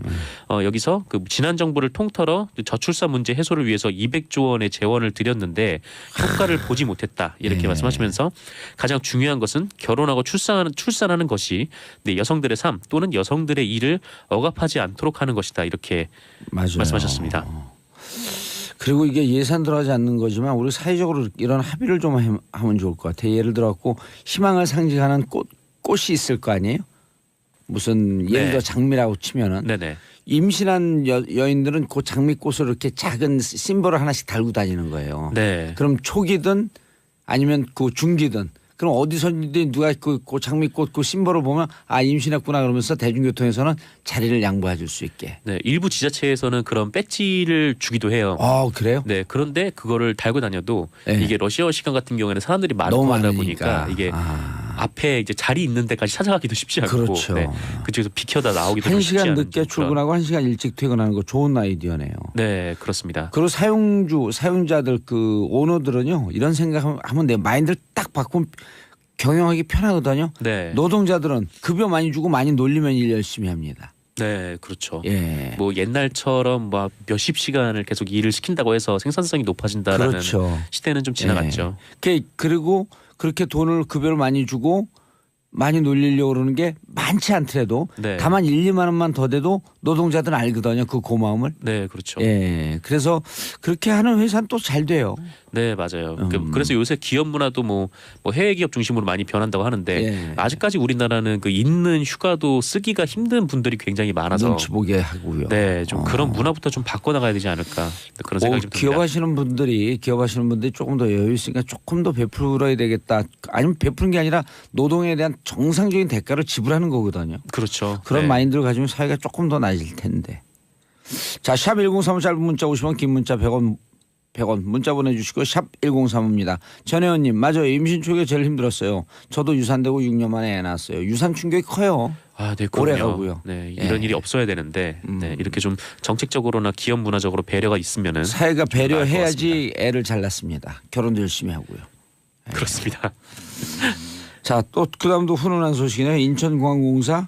네, 인천공항공사 노사가 비정규직 노동자들을 대부분 정규직으로 안녕하세요. 시대 양심 마성의 중독성 대체 불가 정봉주 정치쇼 정봉주입니다. 지금 이 시간 여러분이 가장 많이 찾아본 실시간 검색어 체크해봅니다. 손흥민 2017년 마지막 경기에서 한 골 2도움 멋진 마무리. 자, 어제 토트넘이 5대2로 이긴 경기였었죠. 케인은 해트트릭 3골을 몰아넣었습니다. 자, 리비아 송유관 폭발 무장 괴한들 소행 국제 유가 오르고 있습니다. 신광열 오늘 우병우 전 민정수석 구속 적부심을 신청했는데요. 본인한테 배당됐는데 부담이 느꼈나 보죠. 사건 재배당을 요청했다고 합니다. 부담을 많이 느낀 것 같은데요. 신광열 형사수석 부장판사님 이완용이요. 나라 팔아먹고 선행했다고 나라 팔아먹은 역사가 없어지는 것은 아닙니다. 오늘의 봉도사가 고른 실시간 검색어는 신광열입니다. 신광열 부장판사 기억하겠습니다. 자, 첫 곡은 아바의 페르난도 들으면서 봉주의 정치쇼 1부 순서 들어가겠습니다. 오늘 뉴스 브리핑으로 시작합니다. 미디어오늘 정상근 기자님. 네, 안녕하십니까. 미디어오늘 정상근 기자입니다. 예. 자, 뉴스 브리핑 무슨 기사였나요? 네, 이병기 전 청와대 비서실장이 그 2015년 한일 위안부 합의 과정에 개입한 사실이 드러났다고 세계일보가 보도했습니다. 예, 이럴 줄 알았어요. 그렇죠. 예전에도 이런 의심들이 굉장히 많았었죠. 예. 내일이 그 한일 일본군 위안부 그러니까 성노예 관련된 이걸 뭐 국가 간의 합의라고 해야 될지는 잘 모르겠습니다만 합의 아니에요. 합의 문서 없습니다. 네, 합의 문서가 없으니까요. 그 어쨌건 각자 양국이 대언론 입장 발표한 거에 불과한 겁니다. 그렇습니다. 그 어쨌건 이 합의를 체결한 지 예. 2주년이 되는 날이거든요. 그 뭘 2주년, 2년이에요. 그냥 뭐가 주년이에요. 그게. 그렇죠. 네, 12월 12월 28일이었으니까요. 28일입니다. 예. 그러니까 2년이 되는 날입니다. 예. 그 문재인 정부가 출범한 이후에 정부는 이 합의를 검증하는 태스크포스를 꾸려서 합의 과정을 조사를 해왔었는데요. 오늘 이 검증 예. 결과를 발표를 할 것으로 예상이 됩니다. 그러니까 27일이니까 내일 모레에 앞서서 예. 네, 오늘 아마 발표를 할 것 같은데요. 그리고 이때 합의한 내용 과정을 공개하라고 제야 시민운 그 사회시민운동 단체들이 검찰에 법원에 이게 그 고발을 했나 그랬을 거예요. 네네. 그래갖고 법원 1심에서는 공개해라. 네, 공개하라라고 나왔었죠. 그러니까 외교부에서 공개 못하겠다 그러면서 항소한 거 아니에요. 네, 뭐 그렇습니다. 그래서 그런 과정이 있어요 지금. 네, 외교부가 그때 얘기를 했던 거는 계속 그런 의혹이 불거졌었거든요. 그러니까 고위급 회담을 따로 한 거 아니냐. 이제 외교부끼리의 회담이 아니라 지금 이게 예. 5종의 일단 아베 신조와 박근혜 정부의 그 고위급이. 핵심 관계자들이 그렇게 움직여서 했던 게 아니냐. 예. 그래서 그 아베 신조 총리 쪽에서는 네, 책사인 야치 쇼타로 네, 국가안전보장국장이 나왔었다 뭐 이런 얘기까지 나왔었는데 양국의 국정원장들이 다 동원이 된 거네요. 그렇죠. 이제 이쪽에서는 사실상 이제 국정원장이 나온 셈인데 우리 쪽에서는 과연 누가 나갔냐 뭐 이렇게 의혹들이 계속 왔다 갔다 하는 와중에 외교부가 그때 어떻게 설명을 했냐면은 청와대 지시를 받고 한 것이 없다라는 설명을 했었어요. 네. 그런데 아마 오늘 발표될 내용을 세계일보가 먼저 입수를 한 것 같은데 이 내용에 따르면 그 한일 위안부 합의 과정에서 그 국장급 협상, 그러니까 외교부 간의 협상을 넘어서서 고위급 협상이 별도로 있었고 뭐 아덴만의 영웅이다. 막 밀리체비 이렇게 1억 6천만 원이래요. 네 그렇습니다. 아덴만의 영웅이다 이렇게 했는데 물론 석혜규현 선장께서 뭐 이렇게 그 자기 휘하에 선원들을 구하기 위해서 그 노력을 하셨고 그 대가로 엄청난 그 부상을 입은 건 사실인데 예. 네 정작 이렇게 얘기를 해놓고 정부는 석혜균 선장의 치료비도 내지 않았다는 겁니다. 광운 광대로 팔고 네, 책임은 하나도 안 지고. 네 그렇습니다. 당시 석 선장의 치료비가 2억 5,500만 원이었는데 예. 그 석 선장이 이제 의상자로 지정이 돼서 네, 의료급여 수급자가 됐고 이 덕분에 이제 의료보험으로 적용 가능한 8,800만 원 정도는 모두 정부에서 지원을 이미 한 상태긴 해요. 예. 근데 하지만 이제 비급여 항목 네. 예. 1억 6,700만 원 아까 말씀하셨던 바로 그 돈인데요. 예. 1억 6,700만 원이 납부가 안 됐습니다. 예. 그래서 이거를 원래 뭐 법적으로라면 소속 해운사가 지불을 해야 되는데 이 해운사도 법정 관리에 들어간 상태여가지고 사실상 아무도 신경 안 쓰는 그런 상황이었거든요. 알겠습니다. 그러니까 이런 비급여 3,800개 항목 다 급여로 전환시키자는 거 아니에요. 네, 그럼 이렇게 따로 그렇습니다. 낼 필요도 없었죠. 맞아요. 그리고 예. 의료보험에서 다 대납이 되니까요. 알겠습니다. 정상 기자님 인사하시고요. 네, 감사합니다. 자, 저는 2부 3변 시대로 돌아오겠습니다. 정봉재 정치쇼 2부 순서 들어가겠습니다. 자, 수요일 3변 시대죠. 자, 법조인의 눈으로 대한민국 정치사회 법조 뉴스를 들여다본다. 고구를 대표하는 백성문 변호사님. 네, 안녕하세요. 백성 변호사입니다. 예, 신라를 대표하는 김태현 변호사님. 백김태현. 네, 안녕하세요. 예. 유일하게 이름이 영어 이름이에요? T.O.P. T.O.P. 타. Tears of Park. 아, 네. 이제 익숙해요. 예. 네. 자, 박지훈. 네, 백제를 박지훈입니다. 백제 특히 목포 하이도를 대표하는. 네, 신한 하이도입니다. 예. 자, 박봉란님 오늘 처음으로 고릴라 앱 깔고 첫 출첵이에요. 저 반겨주실 거죠? 나이가 드니 기계치가 되네요. 나이도 얼마 안 드셨을 것 같은데 이제 한 기계치가 되신 분이 어떻게 고릴라 앱을 까셨죠? 그러니까 뭔가 깔아주겠죠. 아, 기계치인데 핸드폰은 기계라고 생각하는 게 아니에요. 핸드폰은 전화. 핸드폰이다. 핸드폰은 전화. 자, 샵 1035 문자 보내주시기 바라겠습니다. 자, 먼저 백성문 변호사님 뽑은 네. 2017년 법정을 흔든 인물.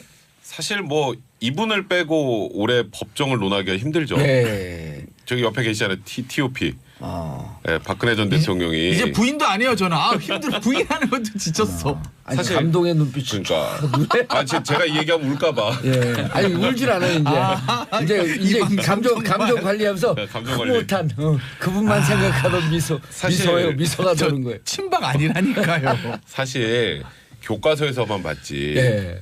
우리나라 대통령이 탄핵이 될 거라고 생각해 본 적은 없었거든요. 헌법 교과서에 2페이지 있어요. 2페이지. 12월 9일 날 탄핵 소추안이 가결이 됐잖아요. 네. 국회에서.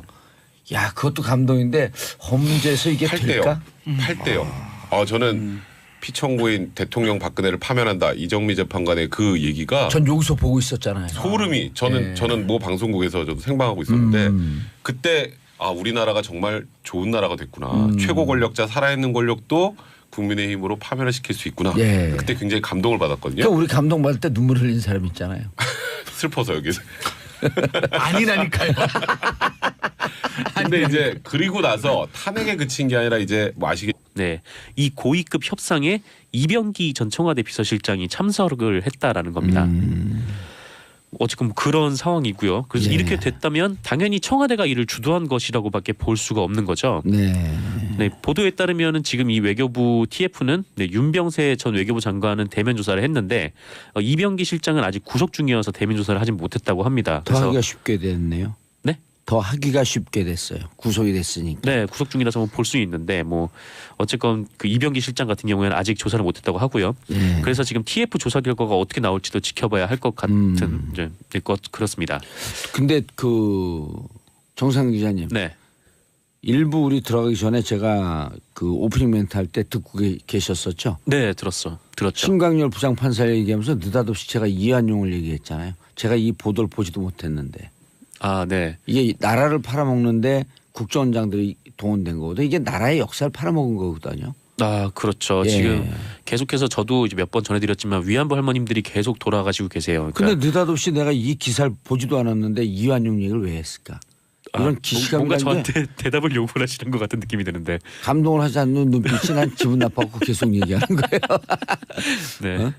감동입니다. 이 예지감이 놀랍지 않아요? 느닷없이 아니 신광열과 이완용 그 외교부 대신인가 그 무슨 관계가 있어서 그 얘기를 했을까?